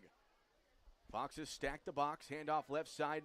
This is Draxon Ott. Ott will break one tackle. and put his shoulder down across the 45-yard line. Still Still going. Draxon on, taking Foxes with them all the way to the Hamilton County 35-yard line. And I'm telling you, I thought he was stopped 3 different times. It's been that way all night for him and Isaac King. He is just, a deer tick, they call it. Trying to get a deer tick off of you. He just will not go down. Just a tough runner. Both teams have 2 timeouts left. We are under a minute to go in the second quarter. Carmi trying to find the end zone one more time, leading 24-0. Here in the second quarter, under center is Legg.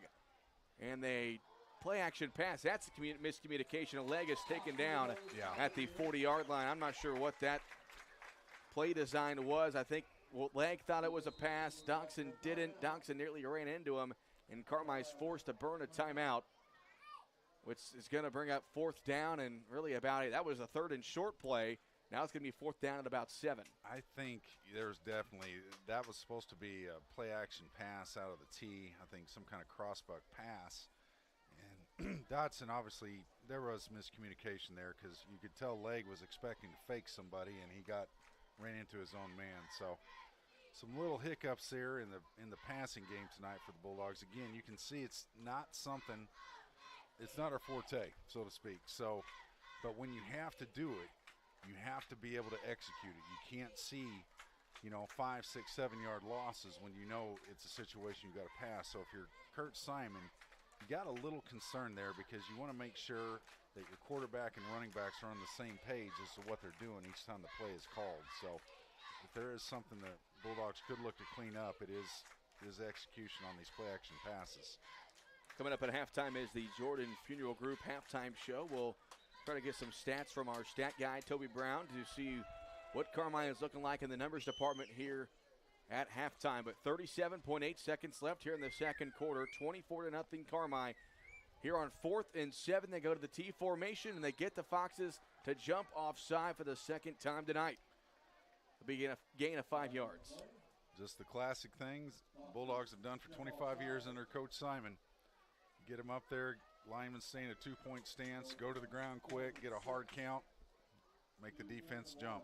That's going to make a 4th and 7 go to a 4th and 2. So a big penalty of that. If you're the Foxes, you're thinking, okay, we can get a stop here, but that's a game changer. Yeah, now you're asking to stop them to get 2 yards here is a lot. Penalties in critical situations like that are backbreakers, especially when you're trying to stop the momentum like the Hamco has been against the Bulldogs. 37.4 seconds. Legg hands it off left side to Odd. Odd breaks one tackle, and he gets stripped up at the 30, and a flag's going to fly in late. That's going to be a face mask against the Foxes. They grabbed Odd by the face mask at first. He broke through it, so I can imagine they're going to add 15 yards to the end of this run. Yeah, that will be the full. There is no incidental or flagrant. It's flat 15 yards in high school football.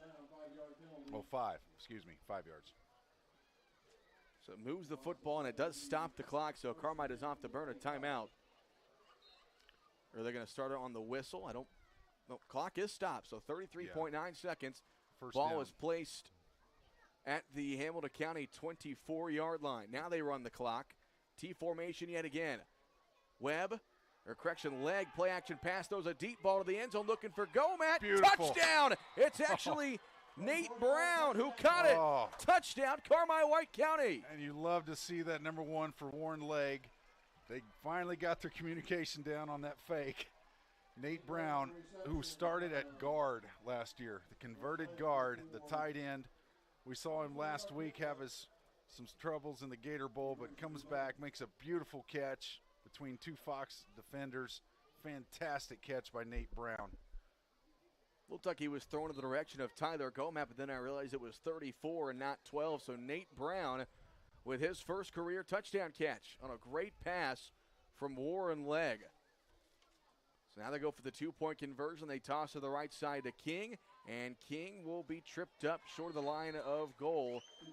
So that will be the first missed 2-point opportunity for Carmi. So the touchdown pass from Warren Legg to Nate Brown extends the Carmi lead. They lead it 30-0 with just 22 seconds left to play here in the second quarter. We'll take a 30-second break on your home for Bulldog football, 97.3 WRUL. Share your talents and grow your caregiving career without sacrificing life. Now hiring RNs, LPNs, and CNAs at Wabash Christian Village. Our professionals enjoy flexible schedules, competitive wages, a paycheck, advanced program, continuing education, leadership opportunities, and so much more. You can make a difference with a healthcare career, and there's never been a better time to make a change. Apply today at wbcvcareers.org.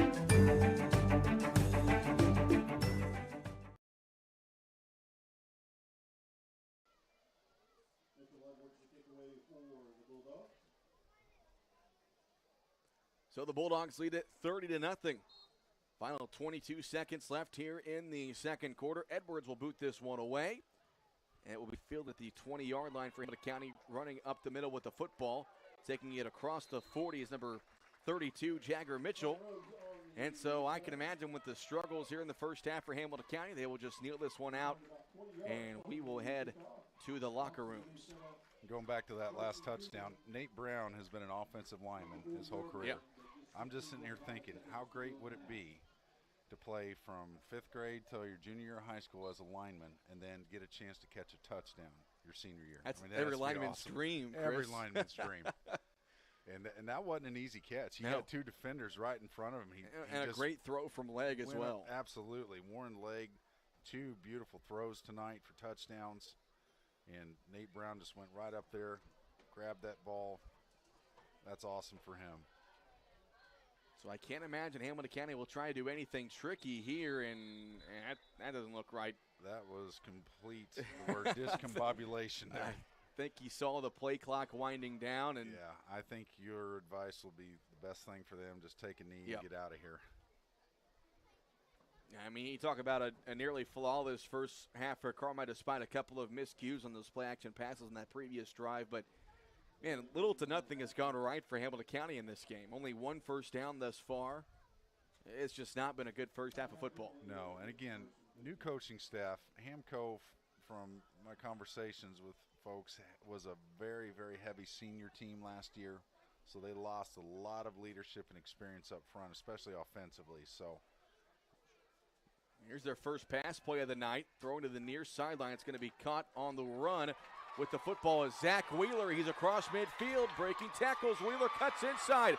Zach Wheeler inside the 20.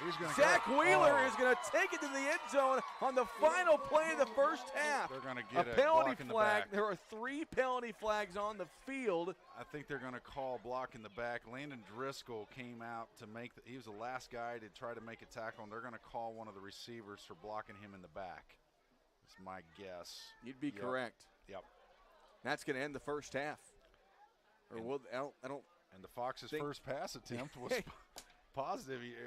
You're playing devil's advocate. You're kind of wondering, where was that? Yeah. Yeah.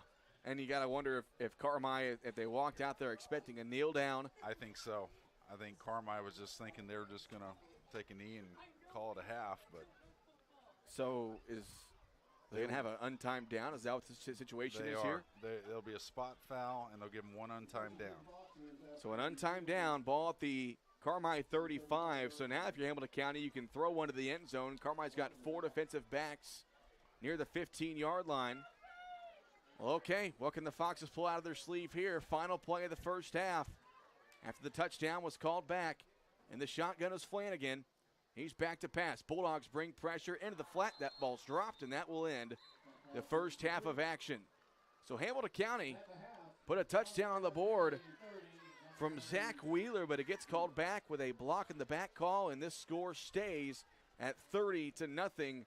Carmi White County after one half of play. We will take a 3-minute break. When we come back, we will have the Jordan Funeral Group halftime show. This is Bulldog Football on 97.3 WRUL.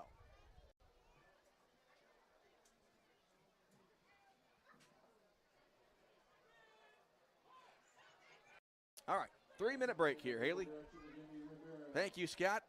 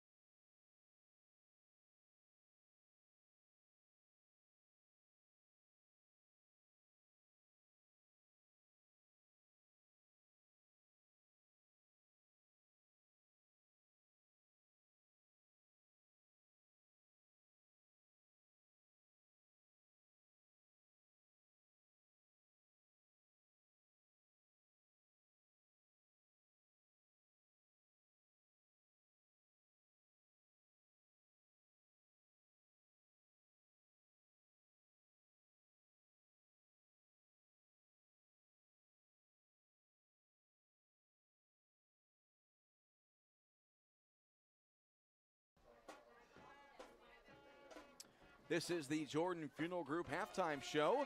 Remembering lives well lived and honoring the tradition of Bulldog athletics. Visit jordanfuneralgroup.com to learn more. Your halftime score, the Bulldogs lead the Foxes 30-0. A dominant first half for the Bulldogs on both sides of the football. And Chris, we kind of made the point during the break, is Hamilton County could not get anything going, especially on the ground, but they throw the ball with 8 seconds left in the half and it goes for a touchdown, but you get it called back with a penalty. But you got to kind of think that was maybe some sign of life and positivity for Hamilton County for the second half. Yeah, and if they could have punched that one in, that call, I'll be devil's advocate, looked close to me. But, glad it went our way. But, yeah, if they could have punched that one in, that would have given them a sign of life and then come out with the ball. Definitely would have helped. But you've got to credit this Carmi White County Bulldog football team with the half of football they played. Offensively, Kurt Simon will just flat tell you, we want to run the ball. Mm-hmm. Every play, I want to run the football. And they did just that. I mean, they had the 2 touchdowns off play action, but it's just been vintage Bulldog football. King and Odd between the tackles, a mix of Dodson in there, just slow, methodical, wearing down, grinding on a defense. When you're this stage of the year and you're a defensive team like Hamco, and you got a team that's just each possession, just 5 yards, 6 yards, 10 yards, 5, and there's nothing you're doing is stopping it. Not only is that wearing on you physically, but mentally. Mentally, after a while, you're as a player, coaching staff, you're thinking, we're putting 8-9 guys in the box, and nothing we're doing is stopping this offense. So if the Bulldogs can just keep doing what they do, I mean, I expect more of the same this second half. And if you're Coach Kurt Simon, your game plan has been executed to 100% perfection. Other than a couple little hiccups here and there, you have to be more than pleased with what we've done offensively. Defensively, too, the thing about the defense tonight is with Hamco having a new coach, new offensive formation, not knowing what to expect, the defense has played really well tonight as well. Only giving up before that last drive, 1 first down? Yeah, virtually nothing. Yeah. Just a reminder, you're all listening to Bulldog Football on 97.3 WRUL Carmi, Illinois, and also online at WRUL.com. And those of you watching on the first ever WRUL Sports YouTube channel stream, all gone pretty well so far tonight. Big thanks to Haley Winkleman and Cadence Driscoll, who've been doing things on the stream side for us tonight. First of 9+ football games. We'll be doing that this year, so pretty excited. But, again, on the offensive side of the football, you saw what you pretty much expected from Carmi. You wanted to see a run-heavy team with the mix of the pass there, and despite a couple of miscues on some play-action passes, Warren Legg was sacked a couple of times, but the 2 passes he did complete, 1 for the touchdown, 1 for the big gain to go, Matt. The kid just looks pretty comfortable in the pocket. Looks fantastic, really. I mean, when he's had time to throw the football, he's just thrown 2 beautiful passes right on the money. And, again, this is a kid, which you alluded to before the game, Cole, that hasn't played quarterback since he was in the 8th grade. And coming off the devastating knee injury he had last year, he is just showing his value and his worth to this team as he's stepping up saying, okay, this kid's strengths are he's just so mentally tough. He's smart.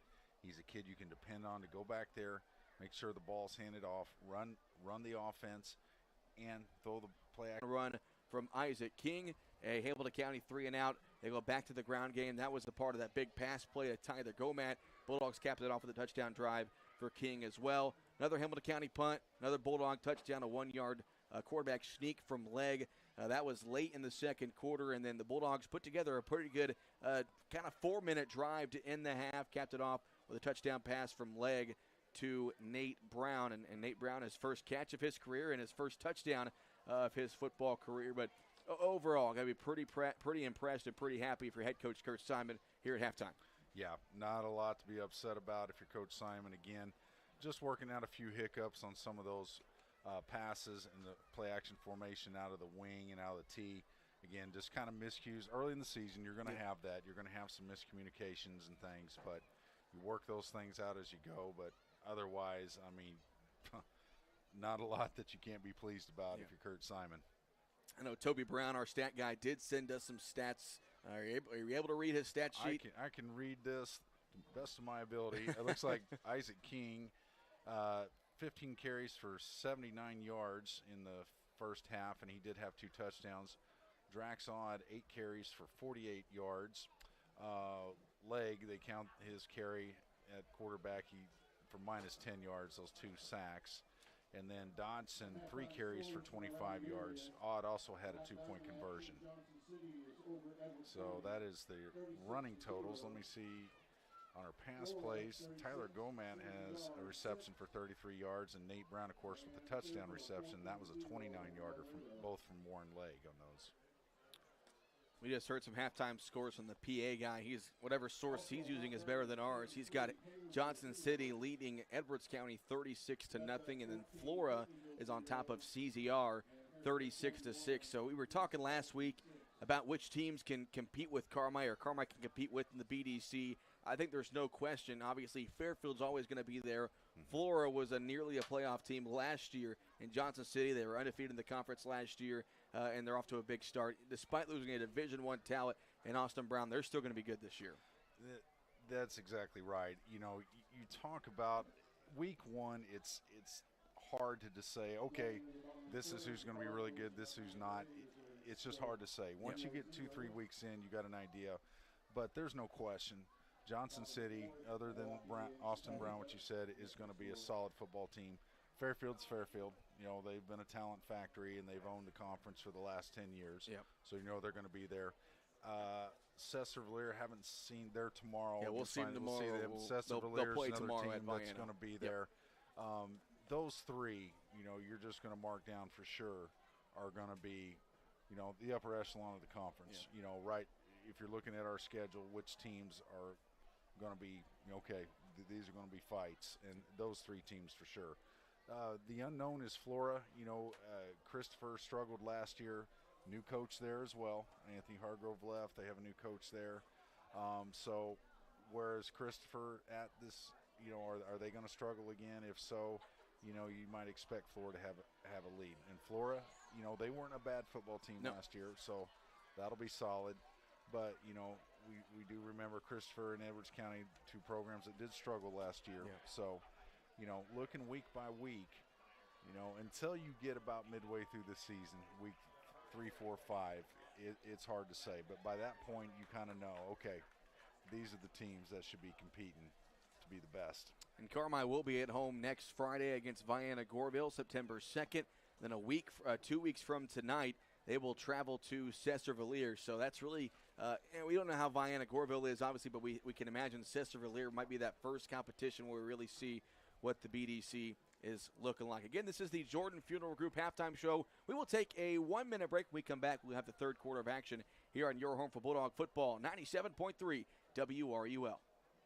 Life can be complicated, but managing your money should be simple. Whether you need to check your balances, deposit a check, pay bills, pay a friend, or transfer money to retirement savings, First Mid Online and Mobile Banking keep your finances simple every step along the way. With First Mid Bank and Trust, you can manage your money anytime right from your smartphone. You can even sign up for real-time alerts to stay on top of your account activity. Learn more about these conveniences at firstmid.com. First Mid Bank and Trust. Member FD. Turning us up just a hair. No accident that more and more people trust Hale Body Shop when they need collision repair. David and the gang at Hale Body Shop work hard to get your car back to you as soon as possible. They understand how busy you are. They also understand that sometimes life happens. And if you find yourself in an accident, remember, when it does, there's only one place to go. Hale Body Shop in Carmi, way out there on Possum Road.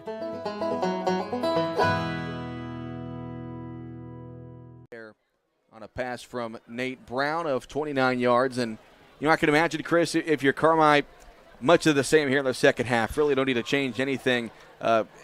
Imagining if Hamilton County can get a couple of scores to make it a ball game. Other than that, you're going to see ground and pound from Carmi here in the third and fourth quarter. Yeah, the Foxes will get the ball the first drive. So if you're the Bulldogs, you just want to keep playing solid defense. Don't let them get any momentum.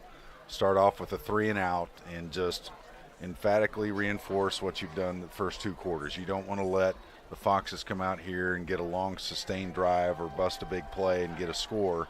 You know, give them a little life. If you're Carmi, you want to come out and you want to start what they call putting the nail in the coffin. Yep. 30-0 lead, get the 3-and-out, get the ball, go down the field, drive it down the field, get another score. You know, if the Bulldogs can do that, obviously if it were a scenario to where it's a 40-point lead, then you get a continuous clock. So I think if you're Coach Simon, again, you don't change anything. Your defense comes out and gets a stop, get the ball back, just keep doing what you do, and get this thing closed out. Yeah. So a reminder that tomorrow morning on 97.3 and 93.3 WROY, we will have the Saturday Morning Sports Show, Week 2. We will recap tonight's contest, look at scores from around the area from tonight, and look ahead to some college football getting started tomorrow afternoon. We'll also chat with Carmi head golf coach and the PA voice of the Bulldogs, Trey Mason. He'll be in studio. Again, that's tomorrow morning at 9 a.m., the Saturday Morning Sports Show. The second week of that getting rolling here in 2022. And football is the last sport in Illinois to get started, so the fall sports season is officially in full swing. Volleyball started play earlier this week. They went 1-1. They won in Mount Carmel and then lost at home to a very good Edwards County team. I do know the golf teams lost to Hamilton County at home on Wednesday. The boys lost by just 2 strokes. They're at home to the Foxes, but they are back in action next week. A couple of fall sports teams in action tomorrow, and, of course, we'll break all that down. That's tomorrow morning at 9 a.m. So the Foxes will get the ball to start the second half of play. It'll be Mitchell Edwards, who's been doing a pretty good job in the kicking department tonight. Special teams tonight for Carmi has been pretty good. Been pretty well flawless. Yeah. You know, and again, I was talking about receiving punts. At the high school level, if you can do that successfully, not fumble, you're going to be just not fine. Bobble, Yeah. that is huge. Edwards will kick this one away. A bit of a shorter kick, fielded at around the 16-yard line here for Hamilton County. Up across the 35 and out near the 40. And a pretty good return just shy of the Hamilton County 45-yard line.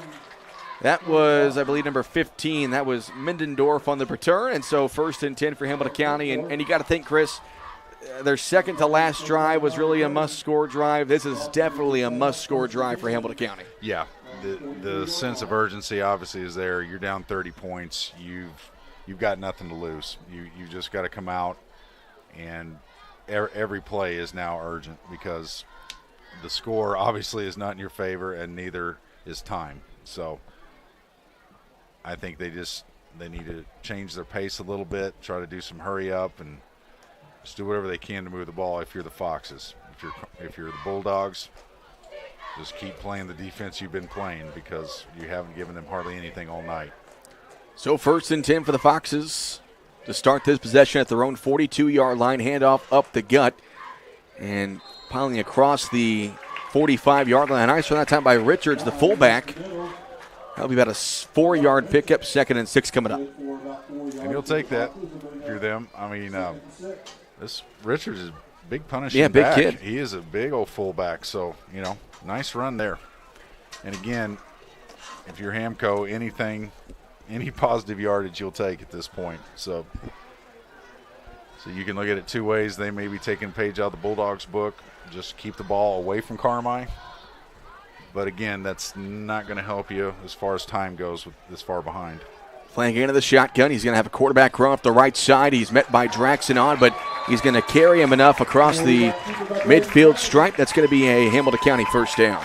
Very nice play. It's kind of a fake the option there. The end and the corner kind of rode out with the wing back, and that created a nice little alley up the middle there. Kind of a nice power run by the quarterback.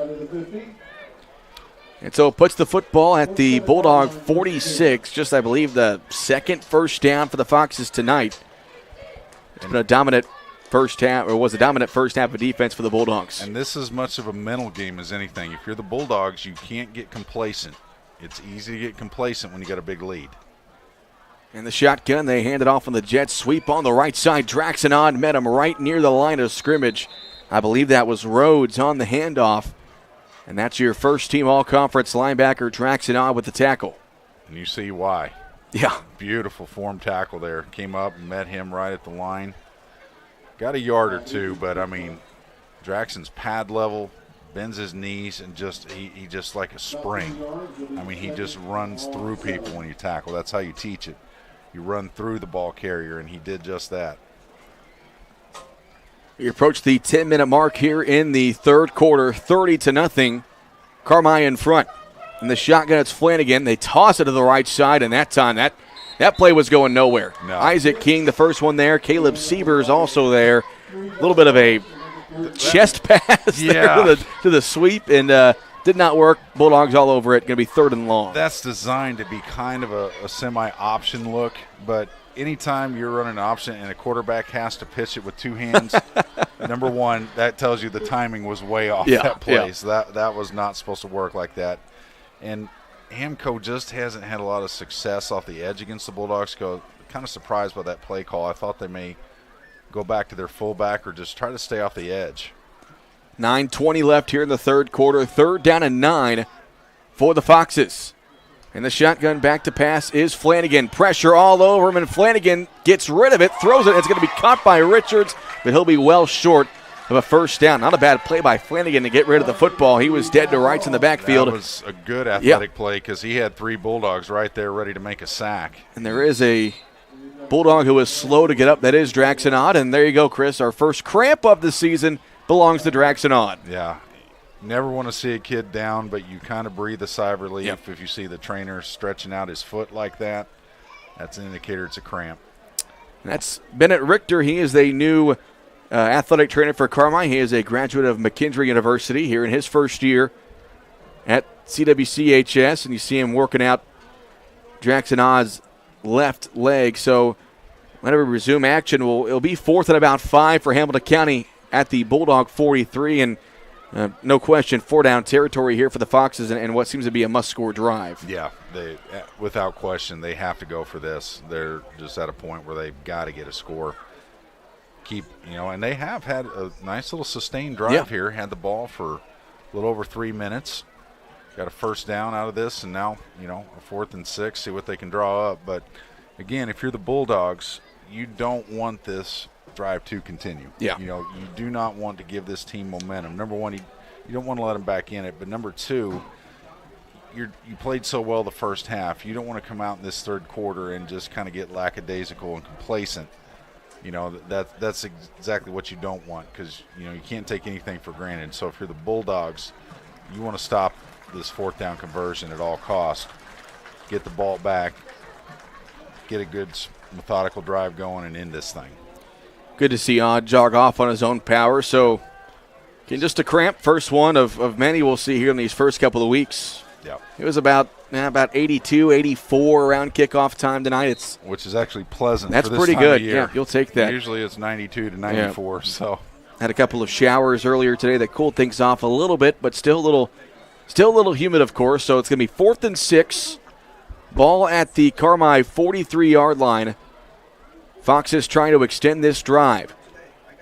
Flanagan's in the shotgun. He's got 3 receivers out, 2 to his right, 1 to his left. He will pass here on 4th down. King comes off the right side, and Flanagan's pass is incomplete.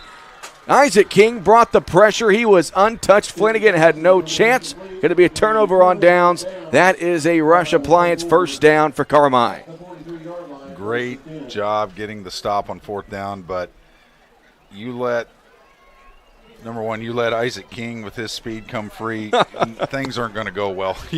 You do have to have it schemed that you do have to block the guy coming off the edge. That was definitely a missed assignment somewhere. You let the defensive end come free off the edge. It's not going to end well for your quarterback. I mean, Chris, we were both linemen in our playing days. Put yourself in the position of that right tackle. You're going up against Isaac King is 5'9", 5'8", and quick. You don't see a lot of quick guys like that off the edge as an offensive lineman. That's got to be difficult, and I can't imagine trying to block that type of player. Very much so. In his leverage, he gets under your pads. So 1st and 10, power I formation, and this time King is met in the backfield. One of the few times we've seen him taken down for a loss. Braden Ritchie was the first Fox there, number 63, and a decent loss there, about 4 yards. First time we've really seen that tonight. Isaac King stopped for a loss in the backfield. So, again, credit the Foxes for staying alive and competing. You always want to see that. When you're in this situation, when you're down like this, you want to see that your kids, if you're Hamco, that are still competing. So, see if Carmi can get this back. Under 8 to play in the 3rd quarter. Still 30-0 Carmi, their first possession here in the 3rd quarter. Handoff right side to Draxon Odd, and he will take some Foxes with him across the 45-yard line. up to about the 47. Bring up about 3rd and 4 here for Carmi. You notice how he's always carrying a pile. Yeah. It's never one guy. He's carrying the pile. And I think Draxon might have cramped up again on that run. Yeah, I think that's him down again. And that's when you got to go and get an infusion of Gatorade. Yeah. I tell people all the time, cramps are just, it's dehydration. Mm-hmm. It's the only way to stop it. You got to go get liquids in them. You have to stretch it first, obviously, but liquids is the only way to stop that.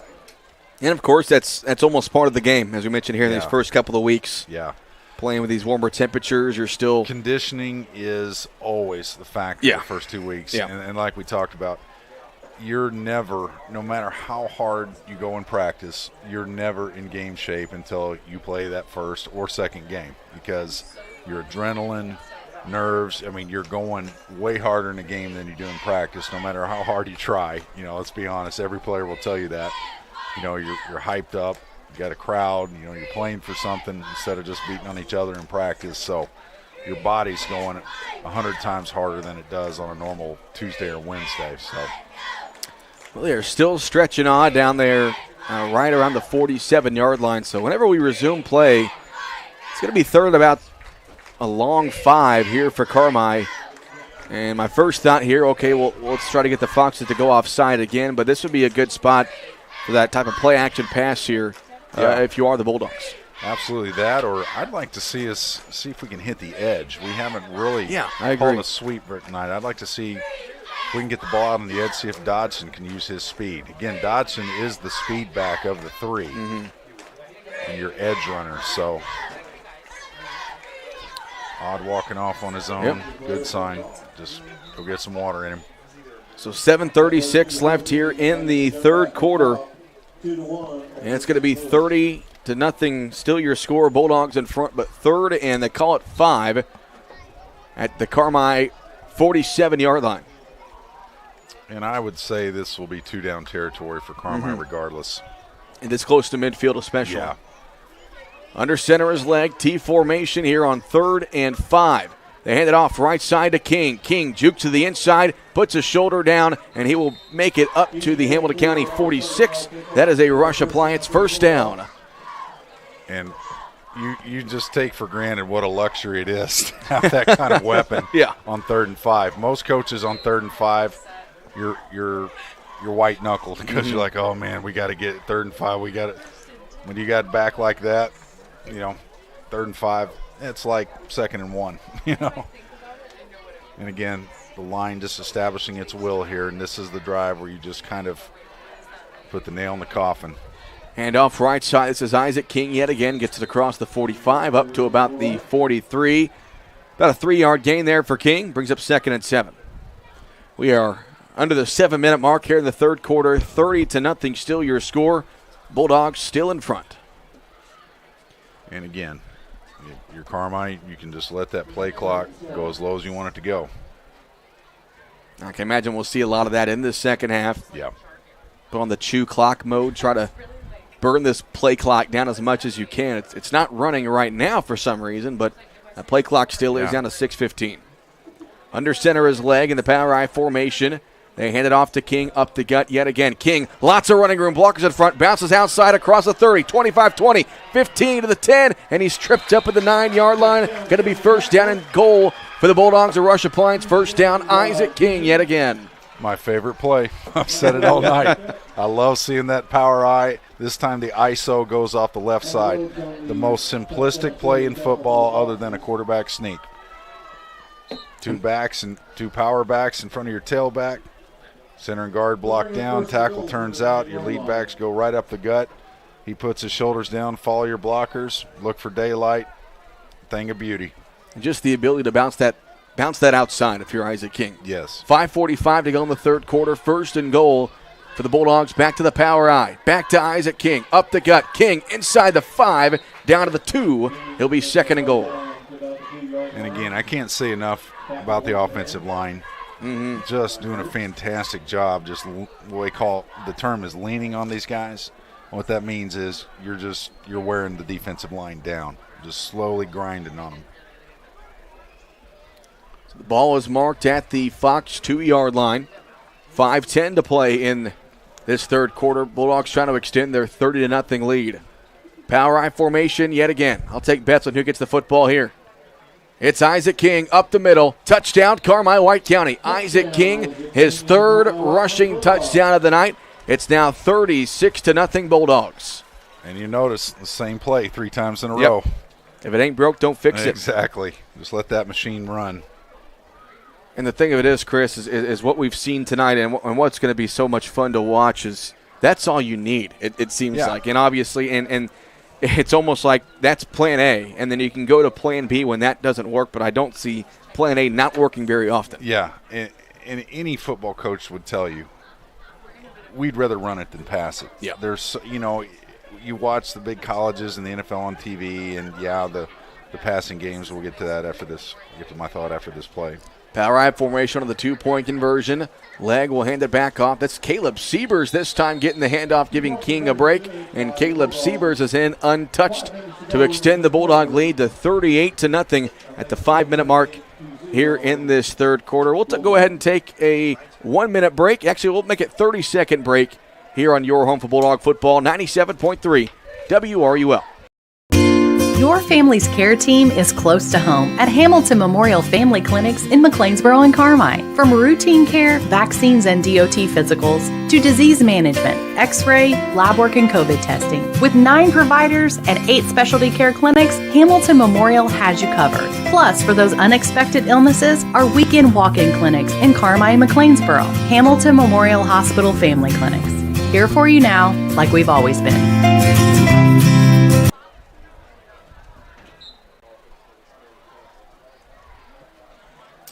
And so the kickoff by Mitchell Edwards going to be fielded from the 16-yard line on the return for Hamilton County. That's going to be Hansen on the return. He'll get it up to the 34-yard line. During that break, I saw a score update from LIC action. Mount Carmel, who's playing at Marshall tonight, was leading right before halftime 47-0. Yeah. So the Aces, they had a great season last year, went all the way to the semifinals.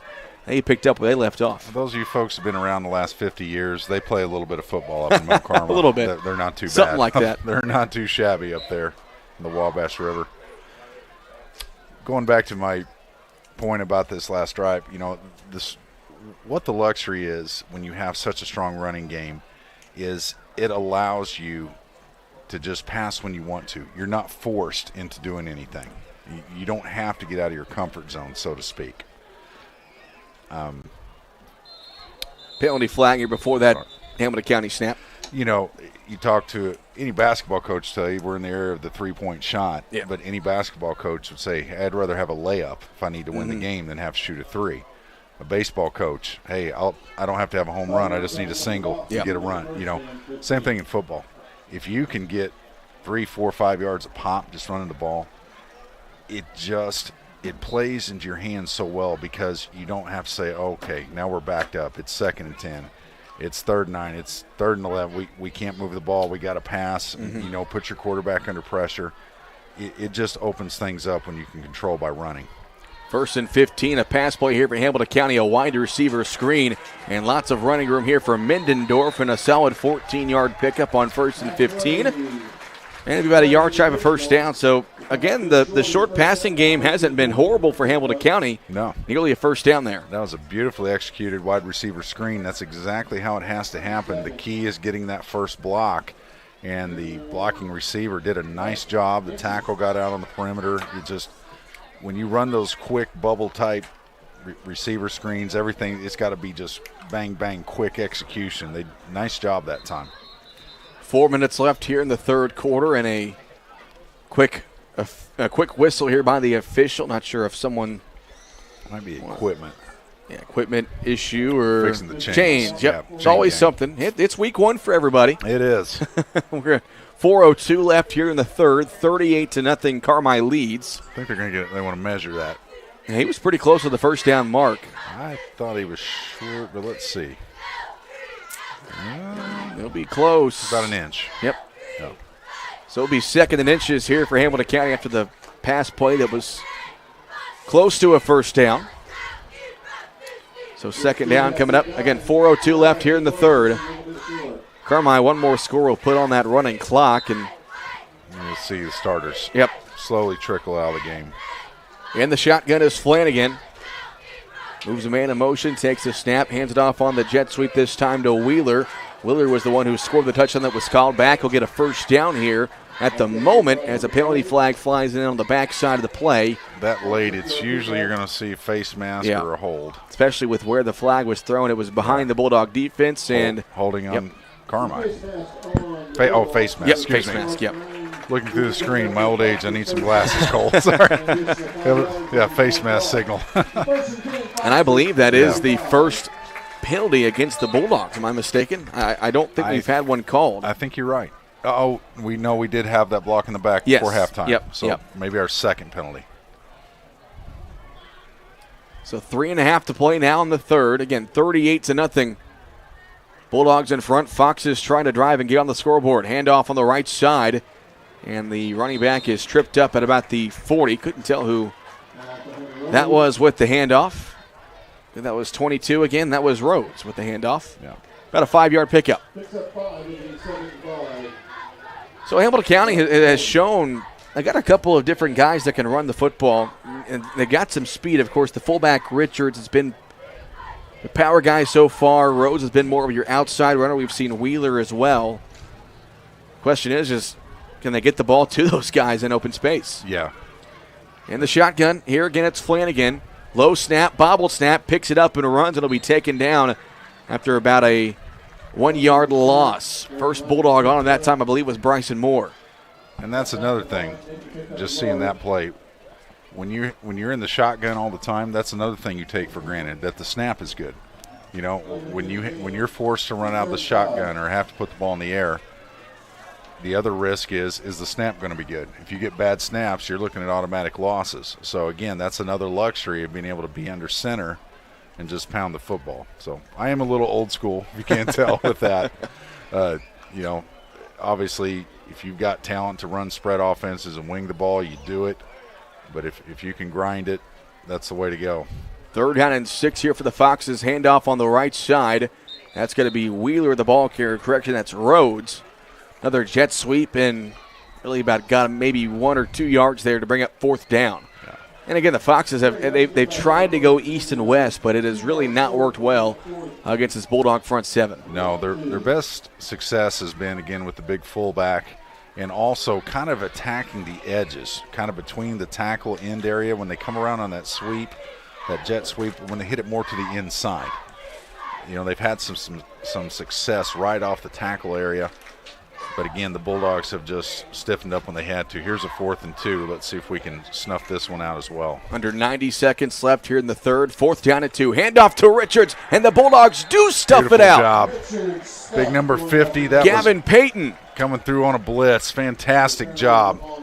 Defensive line holding their ground, but Gavin Payton reading that beautifully. You knew that was going to be their big gun on a short yardage play. Gavin Payton coming through the A-gap, making a fantastic tackle in the backfield. That was power on power right there with Richards, the fullback, going right at Gavin Payton. Bulldogs turn it over on downs. It's going to be a rush appliance 1st down with the football right at the Bulldog 39-yard line. And I have to correct myself. Gavin Payton's the nose tackle, not the linebacker, coming from his nose tackle position. So back to the wing set here with Odd and King in the backfield. Legg under center here on 1st down and 10. Toss left side. This is King. Cuts back upside now. Bounce it to the outside. Spins away at the 45. Gets it across midfield. That's going to be a rush appliance 1st down for the Bulldogs. And just a simple 29 sweep out of that formation. First time we've seen the Bulldogs really try to hit the edge tonight. Nice run by Isaac, as always. And again, just the little things. The way he spins, keeps his feet under him, uses his hands to stiff arm. Still has the vision to look ahead, see what, okay, who's coming? Can I get a couple extra yards? He doesn't just have tunnel vision where he's just running one way. He sees the field. He observes things. He takes his time when he has to. Back to the wing-back set here on 1st and 10 from the Hamilton County 47-yard line.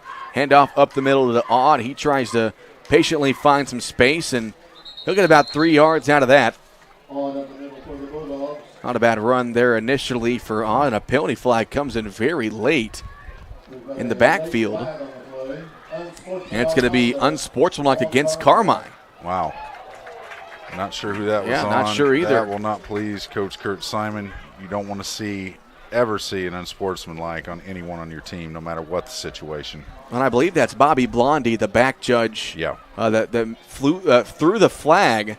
Yeah. And I couldn't tell if somebody on Carmi was talking to a Fox or we'll have to get an explanation of that on later, but I couldn't see anything from my vantage point. Hard to say. Anyway, when you get that penalty, the first thing you're asking the ref, who was it, what they did, it's something you never want to see. I'm going to give a shout-out to the left tackle, Chase Pringle, that last play. Just watching him, he had about a 10-yard pancake block. We call that on the tackle across from him. The pancake block, if anyone at home is wondering, is the offensive lineman's goal, so to speak. That's a goal. That's called a pancake block is when you put the defender flat on his back. So that will end the third quarter of play. We go to the fourth. It's Carmi 38, Hamilton County nothing. We will take a 1-minute break here in your home for Bulldog football. 97.3 WRUL. The alarm sounds, coffee brews, and the porch light guides your steps toward another busy day. Just like you, Invenergy Solar is up with the sun. Invenergy's Boomtown Solar project will create up to 400 construction jobs and create enough electricity to power 40,000 American homes. Invenergy expects to invest $60 million over the project's lifetime, helping illuminate the future of all in White County. Private investment developed on private property with public benefits. Invenergy. You can buy more of what you want when you save on what you need. Save on meal ingredients by shopping Little Giant Grocery Outlet in Carmi. Little Giant's team of buyers are constantly scanning wholesalers, looking for pantry favorites and meal ingredients at astonishing savings just so you can shop confidently, knowing that you can come in anytime and find great deals from fresh cuts of meat and grocery items to deli, fresh produce, and frozen goods. See just how much more your dollar buys at Little Giant Grocery, Carmi, Illinois.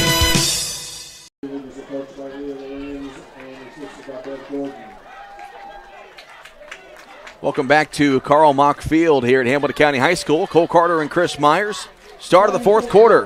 Carmi White County leads Hamilton County 38-0 here in week one of the 2022 Illinois high school football season. Big thanks to Caden Driscoll and Haley Winkleman, who are helping us out on the video stream side. Big thanks to all of you watching on the WRUL Sports YouTube channel, and a big thanks to Scott Maring back at the WRUL studio. So on second and long, the Bulldogs go back to Isaac King up the middle, and he gets about 10 yards on that play to bring up third and about 11. Another lineman shout out there, Bryson Moore, just went downfield and just took the safety for the Foxes for about a 10-yard ride as well. So you saw him bouncing back to the huddle when the lineman's kind of skipping and bouncing to the huddle. They did something good. Yeah, that's that. Oh, yeah. Pancake. So really the first third and long Carmi has faced tonight. See if that play-action pass comes out. They might. Ball at the Hamilton County 47. And they give it off to King yet again. No need for a play-action pass as King breaks this one inside the 20, taken down at the Fox, or inside the 30, that is, the Fox 21-yard line. No need for a play-action pass when he got number one. I shouldn't even say the word pass. Just quit trying to call plays. You got number one back there. Yeah. It doesn't matter. And it really, that's, you called a luxury earlier tonight, and that's really what it is. Yeah, I mean, most coaches on 3rd and 11 are it's an automatic pass. Okay, let's go 4 wide. Okay, getting shotgun. Okay, we got to throw it. 3rd and 11 for Carmi. Okay, let's get in power I and run it up the gut, They go back to the power I yet again. I got $5 on Isaac King. Gets the carry here. Under center is Legg. Oh, and they give it to Draxon Odd on the left side. And Odd will break a tackle, go back to the inside, and take it up inside the 15-yard line. 20-yard line. Can I say you owe me $5? I owe you $5. You didn't say who. You just, okay, so I'll claim it. $5. Yeah, but again, and that's not a bad backup to have to your luxury. Yeah, exactly. Drax Odd. Because, again, he is a similar style runner. He gets you the tough yards just as well. So the football is placed at the Hamilton County 16-yard line. 38-0 Bulldogs lead. We are at 10:10 to go here in the fourth quarter of play. And I would say if the Bulldogs punch this one in, this will be the last you see of the starting backfield tonight. Legg hands it off. This is Andrew Doxson looking for a running lane. Andrew Doxson into the end zone. Touchdown, Carmi White County. Good to see the junior get his first touchdown as a running back. Again, he's got some good company to keep back there in the backfield, so he could be the forgotten man, but that's a talented athlete, number 11. He talked about the offensive line. I mean, Andrew had a hand on one of his linemen and really seemingly was untouched there going to the end zone. A touchdown run of about 11 yards, I believe, there for number 11. And it's something it's hard to teach, younger backs, is to trust your line, especially on plays like counters and sweeps when you got linemen out in front of you. You've got to let them do their job so you can do yours. So that's a good indicator when he has his hand out on his lineman's back saying, I trust you, get me the block. T formation here on the 2-point try. They go back to Doxson, and he is back into the end zone. 2-point conversion good as well. So with 9:54 to play here in the fourth quarter, it's the Bulldogs 46, the Foxes nothing. We'll take a 30-second break here on your home for Bulldog football, 97.3 WRUL. Looking for an accountant? What comes to mind? Trustworthiness, accuracy, up-to-date knowledge of tax laws, truthiness. Wait, truthiness? That's not even a real word. Well, you know what I mean. Honesty, trust, accuracy, and knowledge. They're all really important. When it comes to your accounting, you need a professional you can trust. You need Nancy J. Winter CPA. Visit NancyJWinterCPA.com to learn more or call 382-2364 and visit on Cherry Street, Carmi.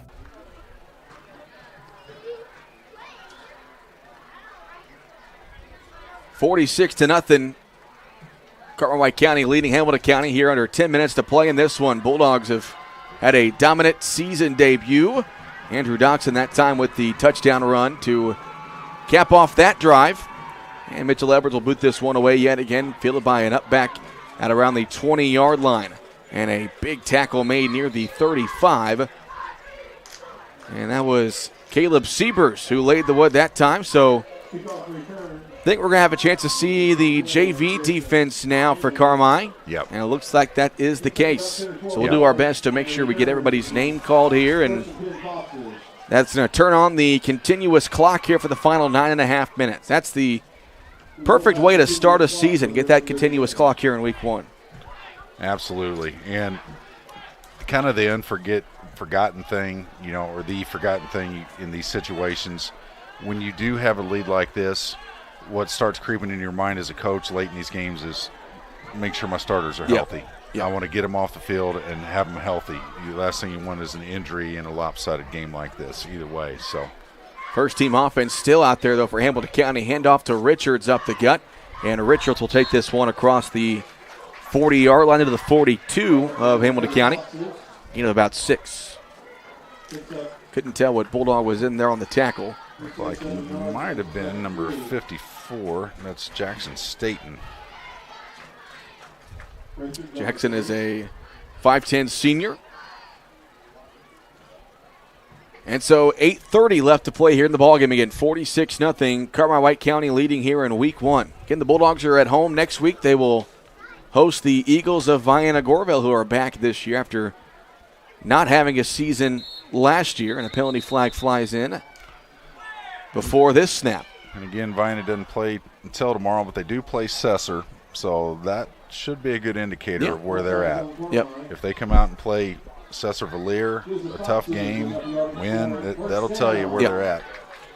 So the penalty was against Carmi, an offside penalty that will put the football across the first down marker. So a 1st and 10 here for the Foxes. Under 8 to play in this one, 46-0. Carmi County in front. Thanks to all of you still tuning in at home and in your car, 97.3 WRUL, and on the WRUL Sports YouTube stream. Handoff up the middle. This is going to be Richards, the ball carrier. Correction, that is going to be number 22, Hunter Rhodes. And Hunter Rhodes will take this one to the end zone. Touchdown, Hamilton County, a 53-yard run. 47-yard run, that is. 47-yard touchdown run for Hunter Rhodes, and the Foxes get on the scoreboard. For Foxes fan, obviously glad to see a little spark of life here late in the game. Credit their kids. Everything I've seen, they haven't quit. They've battled. They've played hard. They were just up against a better football team tonight. Just clearly, Bulldogs are, as we talked about in the pregame, the Bulldogs they're loaded this year. Yep. At every position. So, this is a season that could be a special season. So the Foxes will go for 2 as we are under 7 to play, approaching the 6.5-minute mark. And the shotgun, it's Flanagan. He'll go back to Rhodes. So they toss it, double handoff, it looks like, and they are not going to get this 2-point play. The Bulldogs sniff it out, which will keep it a 40-point game, 46-6 your score as we approach the 6-minute mark here in the fourth quarter. We will take it to the 30-second break here on your home for Bulldog football, 97.3 WRUL. Next week, Foxes will travel to Christmas to take on just 30 seconds here. Bearcats. That home game will be 2 weeks from tonight against Edwards County. JV will be playing Monday night at Carmi game 6:15.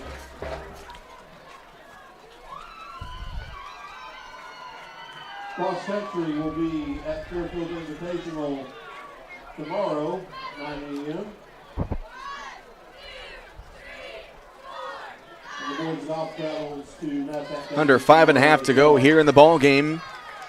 Carmi-White County with a 46-6 lead over the Foxes. A 47-yard touchdown run for Hunter Rhodes gets the Foxes on the board, and kickoff is going to be over the head of the Bulldog returners and into the end zone for a touchback. So we'll have our first chance to see the junior varsity offense here on the varsity stage. I would assume that is the case, and that is correct. Yep. So here's Mitchell Edwards, and I can't imagine we'll see any pass plays here. And talk to some Bulldog fans in the parking lot before tonight's game. And obviously you got a great senior group this year, but don't sleep on this sophomore class. No. They got a couple of speedsters, and of course the quarterback of the future in Mitchell Edwards, 6'5" sophomore. Kid's got a great arm, and he's wearing number 9. He reminds me of a former number 9, coach's son, Jake Simon, from a few years ago. There is definitely some talent in this sophomore group. You got a couple sophomores who've had significant time out there on the line tonight. Eli Bryant, starting defensive tackle. Ty Hollingsworth getting a lot of time. And this Edwards kid, Bulldog basketball fans will recall him. Mm-hmm. He's got an arm. I'm telling you, an arm. Handoff up the middle this time on 1st down and 10. And let's see, number on that carry. I think that was a number 2? 32. 32 that time with the Lane Gwaltney. Yep, 5'11 senior Lane Gwaltney with the handoff. About a 1-yard pickup. Will be 2nd down and 9. So Gwaltney is in the backfield. Cade Allen was in the backfield. They just pulled him off. I believe they've put in Cale Wiggins back there as well. Noah Pollard and Cale Wiggins, a couple good athletes that are sophomores. Cade Stockton. There's some good athletes in this sophomore group. Don't mean to omit anybody, but, you hit the nail on the head. There's talent. Under 4 minutes to play. Handoff this time to Noah Pollard, and Pollard will break off one tackler, then take it up to the 24-yard line. And so 3rd down coming up here for Carmi as we are under 3.5 minutes to go. And again, talking about Mitchell Edwards, talking about his arm, obviously we're not going to see that tonight out of necessity. You're not going to throw the ball when you're up like this. But if there is a situation coming up this season that Carmi's run game isn't flowing like it normally does and we go spread, you'll see this young man out there in his arm. And you can imagine if we happen to get to a late November or November type situation, late October, early November, that might be the case. Yeah. 3rd down and 5 here for Carmi, and they toss it left side to Cade Allen. Allen tries to turn upfield and will take it across the 25 to about the 26, 27-yard line. It'll be 4th down and about 4 here for the Bulldogs as we are at the 2:30 mark. Because going back to that, Cole, the thing is, every week there's going to be a game where you're not running the ball at will on everybody. Yeah. That's just going to happen. We're going to play some teams eventually this year, the Fairfields, Assessors, where it may not click like this. Yep. So there's going to be some times you're going to have to mix up your offense a little bit. So, we'll eventually see the Bulldogs have to do some different things. But tonight, doing what they want to do, they did it, and they did it well. 4th and 4, handoff up the middle. I believe that is Gwaltney, the ball carrier, and Lane Gwaltney's got a Bulldog 1st down, a Rush Appliance 1st down up to the 35-yard line. And that should be enough to probably just go ahead. Let's see if Coach Simon runs one more play or just says take a knee and finish her out. Now down to 1:45 to play in this one. Again, 46-6. That's going to be your final score. All the Bulldogs need to do is take a knee, and we will hit the road, head on back to Carmi. And again, stay tuned for the postgame show coming up here in just a little bit. We will chat with head coach Kurt Simon. The postgame show will be brought to you by Roark Transport. Here's a toss to Cade Allen on the right side. Allen cuts back to the inside. He'll be taken down near the line of scrimmage. That will take us to the 1 minute mark here momentarily. And so probably one more snap will do it. And again, want to thank all of our Bulldog football sponsors here in 2022. Little Giant, Rice Motor Company, Hale Body Shop, First Mid-Bank and Trust, Wabash Christian Therapy, Bush & Associates CPAs, People's National Bank, Hamilton Memorial Hospital District, Rush Appliance, Citizens National Bank of Albion, Nancy J. Winter CPA, Cherry Street Automotive, Farrell Hospital, Taylor Eye Care, Roark Transport, Wabash General Hospital, and Invenergy.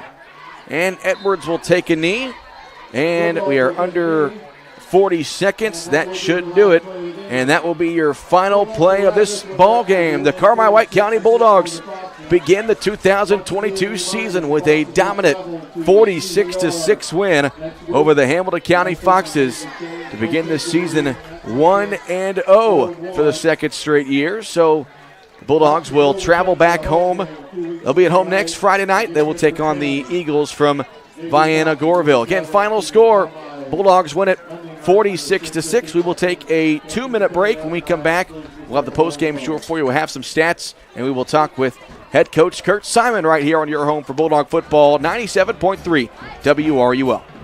Today's environment, being able to do all of your banking from home is not only convenient, but a necessity. People's National Bank makes it easy for you to do your banking without actually going to the bank. From online banking, mobile banking, free mobile deposit, to transferring funds and paying bills, it's easy and convenient for you to do your banking all from your mobile phone or computer. Get started by going to peoplesnationalbank.com to sign up for online banking today. People's National Bank, making it easy to bank from anywhere. Member FDIC. A little bit of a delay.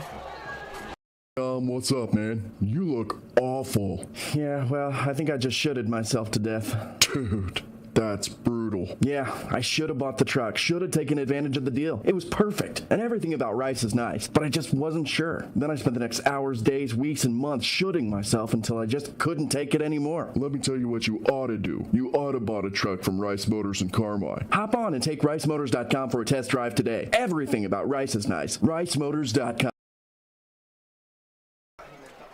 Transport in Carmi has earned a reputation of dependable hauling that many in this area have depended on. Roark Transport now also offers rock, dirt, and lime hauling. From parking lots, driveways, and washouts, Roark Transport can handle all your rock and dirt hauling needs. Farmers can also depend on Roark Transport to deliver their lime when and where they need it. For your next driveway or parking lot job, remember Roark Transport for fast, dependable service. Call Roark Transport today at 265-3665. Take it off and do one of these. Yeah, we can do that. Yeah, we'll do that. I don't want people to see me zooming out on your faces. We've got about 20 seconds here. So I know you'll have good questions to ask, so I'll tell you the story about the Luke question last year. I can only imagine. Oh, yeah, I'll tell you the story. So are you interested in this?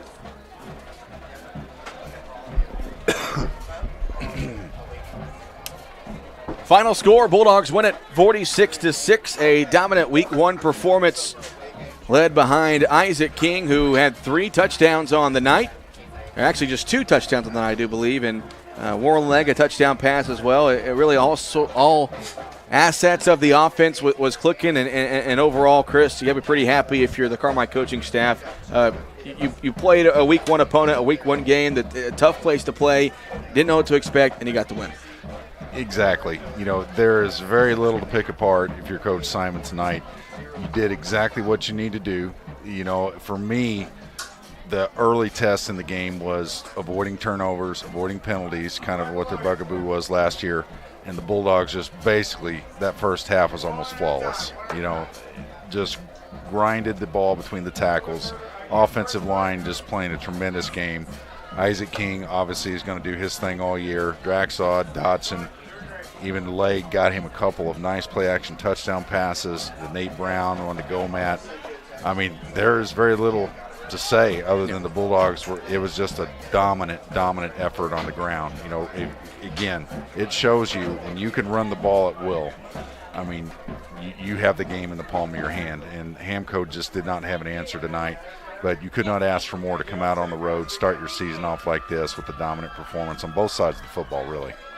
The Bulldog postgame show is brought to you by Roark Transport, hauling fuels, rock, grain, and more to help our community grow. Call 265-3665 for details. Again, the postgame show is delivered by Roark Transport. So Bulldogs did not punt tonight. It was every possession they had on the first-team offense scored. The first-team defense did not allow a score. The Foxes scored there late. And the JV defense was in there. But really just dominance was a good way to put it. And we talked about having the luxury of a guy like Isaac King, where if you have a 3rd and 9, you don't have to throw the football. You can hand it off to him. And the thing of it is, if they find a way to stop that, there's so many other aspects. Your Draxon Odds, your Andrew Doxson's, the play-action passes. It was all clicking tonight. Absolutely. You know, and think about that.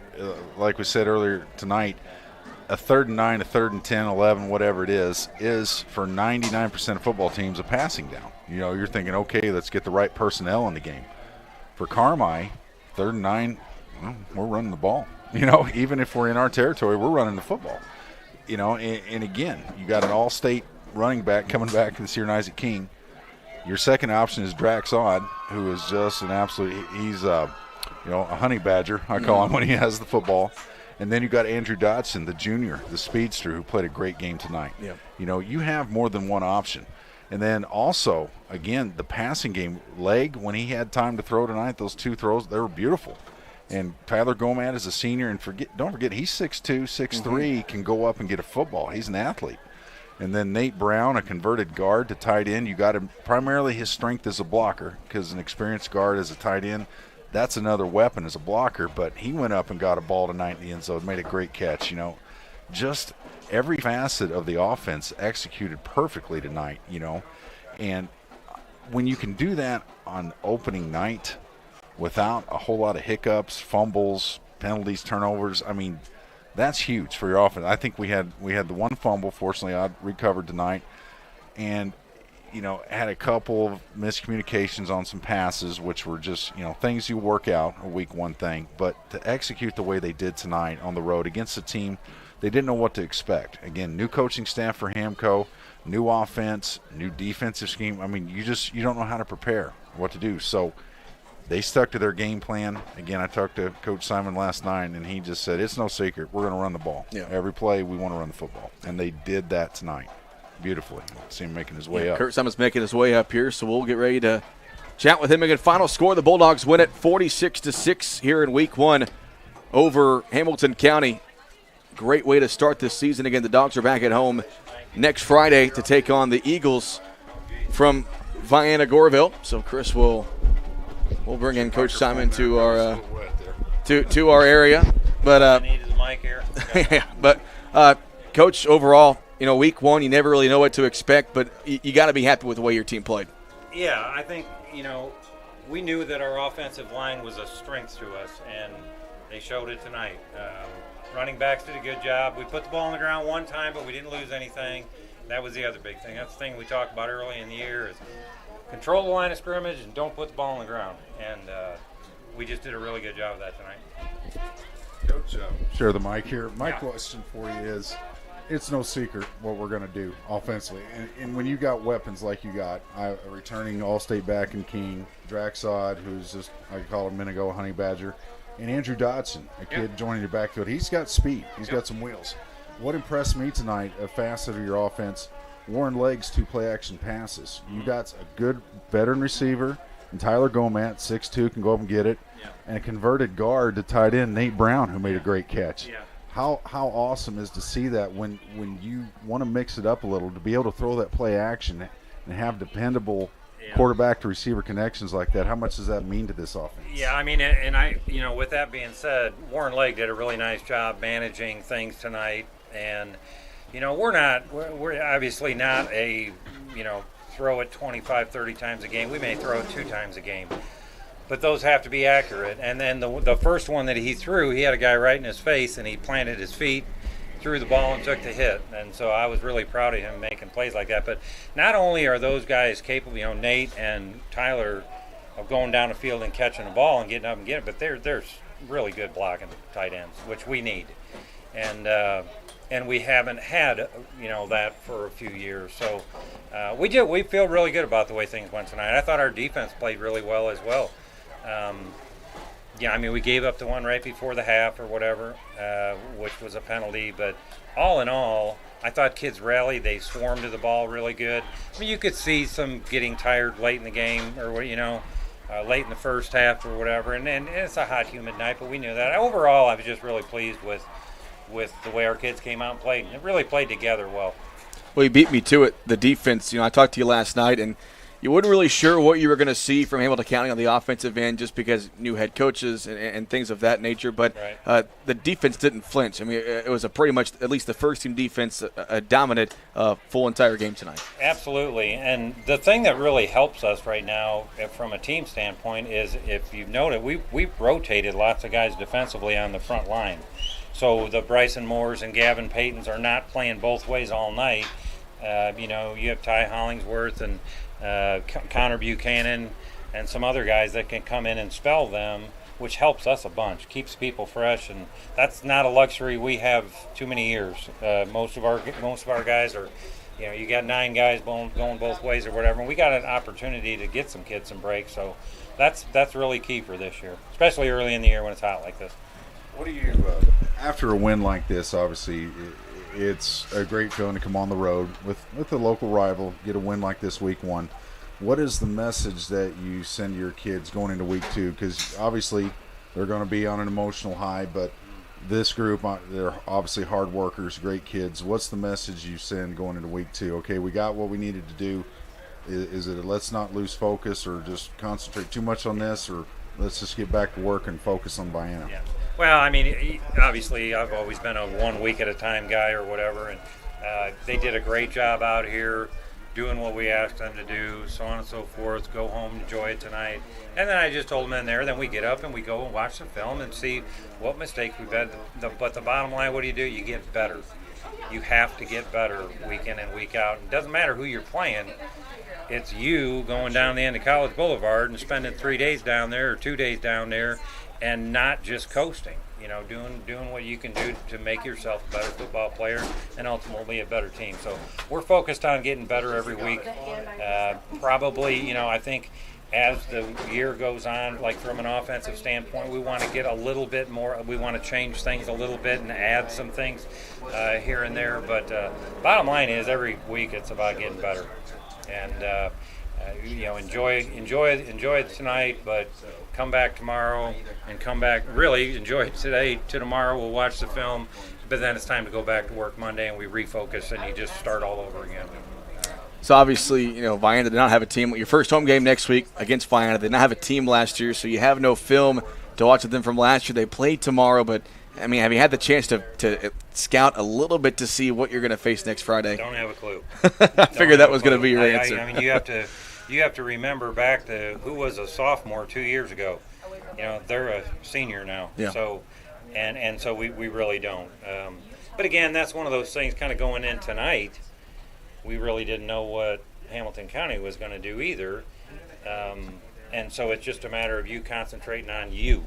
Let's us concentrate on getting better. And I thought we did a good job all around tonight. We didn't miss a lot of blocks. We didn't get lined up wrong defensively. And that's leadership. That's senior leadership, getting guys lined up right and communicating with one another and, not putting the ball on the ground. So there's a lot of positives out of tonight. But we'll go watch the film and do our corrections, and then we just got to go back and go to work and get better every week. One more question for me, just to kind of, we were talking up here, what's unique for this football team, and correct me if I'm wrong, any coach will tell you, and we said this earlier tonight, you'd rather run the football than pass the ball. A basketball coach would take a layup over a three-pointer if they need to win. A baseball coach would take a base hit over a home run if they just need to run. This team, a 3rd and 9, a 3rd and 10, for 99% of football teams is, okay, get me spread personnel, Right. or get me my tight ends. We got, for you guys, 3rd and 10 could mean an ISO up the middle. How much of a luxury is it to know in those situations you don't have to panic, you don't have to just abandon what you do? I mean, how great is it as a coach to know you can just do that when you want to do it? Well, obviously, yes, it is a huge positive. And like when you talk about how do you win football games, it's about not turning the ball over, field position, and then my third one is you have to be able to run and you have to be able to stop the run. And in our league, for the most part, we're not seeing spread out all over the place, throwing the ball down the field. So, and even if you were, if you can run the ball effectively, have good field position, don't turn the ball over, you're going to burn all kinds of clock. And that's how we're built. And I think we do have some players. We're just not there yet to be able to spread it out a little bit. But our strength, you have to use what your strength is. So your offense changes every year. Your defense doesn't necessarily change, but your offense has to change a little bit to gear towards those type of players. And right now, without a doubt, that is a strength and that is a luxury to be able to hang on to the ball and not be afraid to go for it on 4th down. Like I said, you got to be able to stop the run and you got to be able to run. So. All right, Coach, thanks for your time. Congrats on the win. First of many this year. We'll talk to you next week. Thanks, man. That's head coach Kurt Simon. Again, the Bulldogs win it tonight, 46-6 over the Hamilton County Foxes to begin the 2022 season. And I think we're the only ones left in this stadium, so we will wrap things up. And, again, a big thanks to Scott Maring back at the studio. Had some issues, but we worked through it. Big thanks to Haley Winkleman and Cadence Driscoll helping us out on the video stream side. A successful first video stream of the season, and we'll do it again next Friday as the Bulldogs host Vienna Goreville. Again, this has been the Roark Transport postgame show. And real quick, Chris, we will mention the bounce back report. It comes your way thanks to the good folks at Wabash Christian Therapy on Oak Street in Carmi. Get back in the game. Call Wabash Christian today. So the Bulldogs, they're back at home against Vienna Goreville next Friday. And like Coach said, we have no idea what to expect. We can watch them after they play Cester tomorrow. But, again, if it ain't broke, don't fix it. Back to the basics like you did tonight. Yeah, and you heard Coach say it. Yeah, there will come a time we need to add some tweaks to our offense, maybe look at going to the spread. But like I'd said, and he just said it himself, you play to your strengths. And he's been here 25 years. He's seen different athletes come and go through the years. You cycle through different talent. And the strength of this team, obviously, is you run the ball. Okay? And, again, like we said all night, if it ain't broke, don't fix it. And if no one's stopping you, don't stop doing it. And to me, that's what the Bulldogs, they're going to approach this year. If no one can stop their run, keep running the football. Now, again, there's going to come a point in time, it's not an if, it's a when a team is stepping up and stuffing our run that we're going to have to make some adjustments, going to have to be able to spread the field a little bit and throw the ball. But when that time comes, he'll have this team prepared. But again, looking at what you saw tonight, you can't be anything but impressed and encouraged by the Carmi Bulldogs and what lies ahead this season. If they keep playing this kind of football, not turning it over, converting on 3rd and 2, 4th and 1, this team's going to do some great things this fall. So the Bulldogs start the season out 1-0, and again, they're back at home next Friday for the first home game of the season against the Vienna Goreville Eagles. Kickoff will be about 7 o'clock. Pre-game show around 6:45 right here on WRUL, as well as the WRUL Sports YouTube channel. Don't forget the Saturday morning sports show tomorrow morning at 9 a.m. on WRUL, as well as WROY. So for Chris Myers, I'm Cole Carter. We'll talk to you next week. Go Bulldogs! Hi, I'm JC Tinsley, General Manager at WROY WRUL, your home for Bulldog sports. Find out how you can affordably advertise your business in this Bulldogs telecast. Call 618-382-4161 today.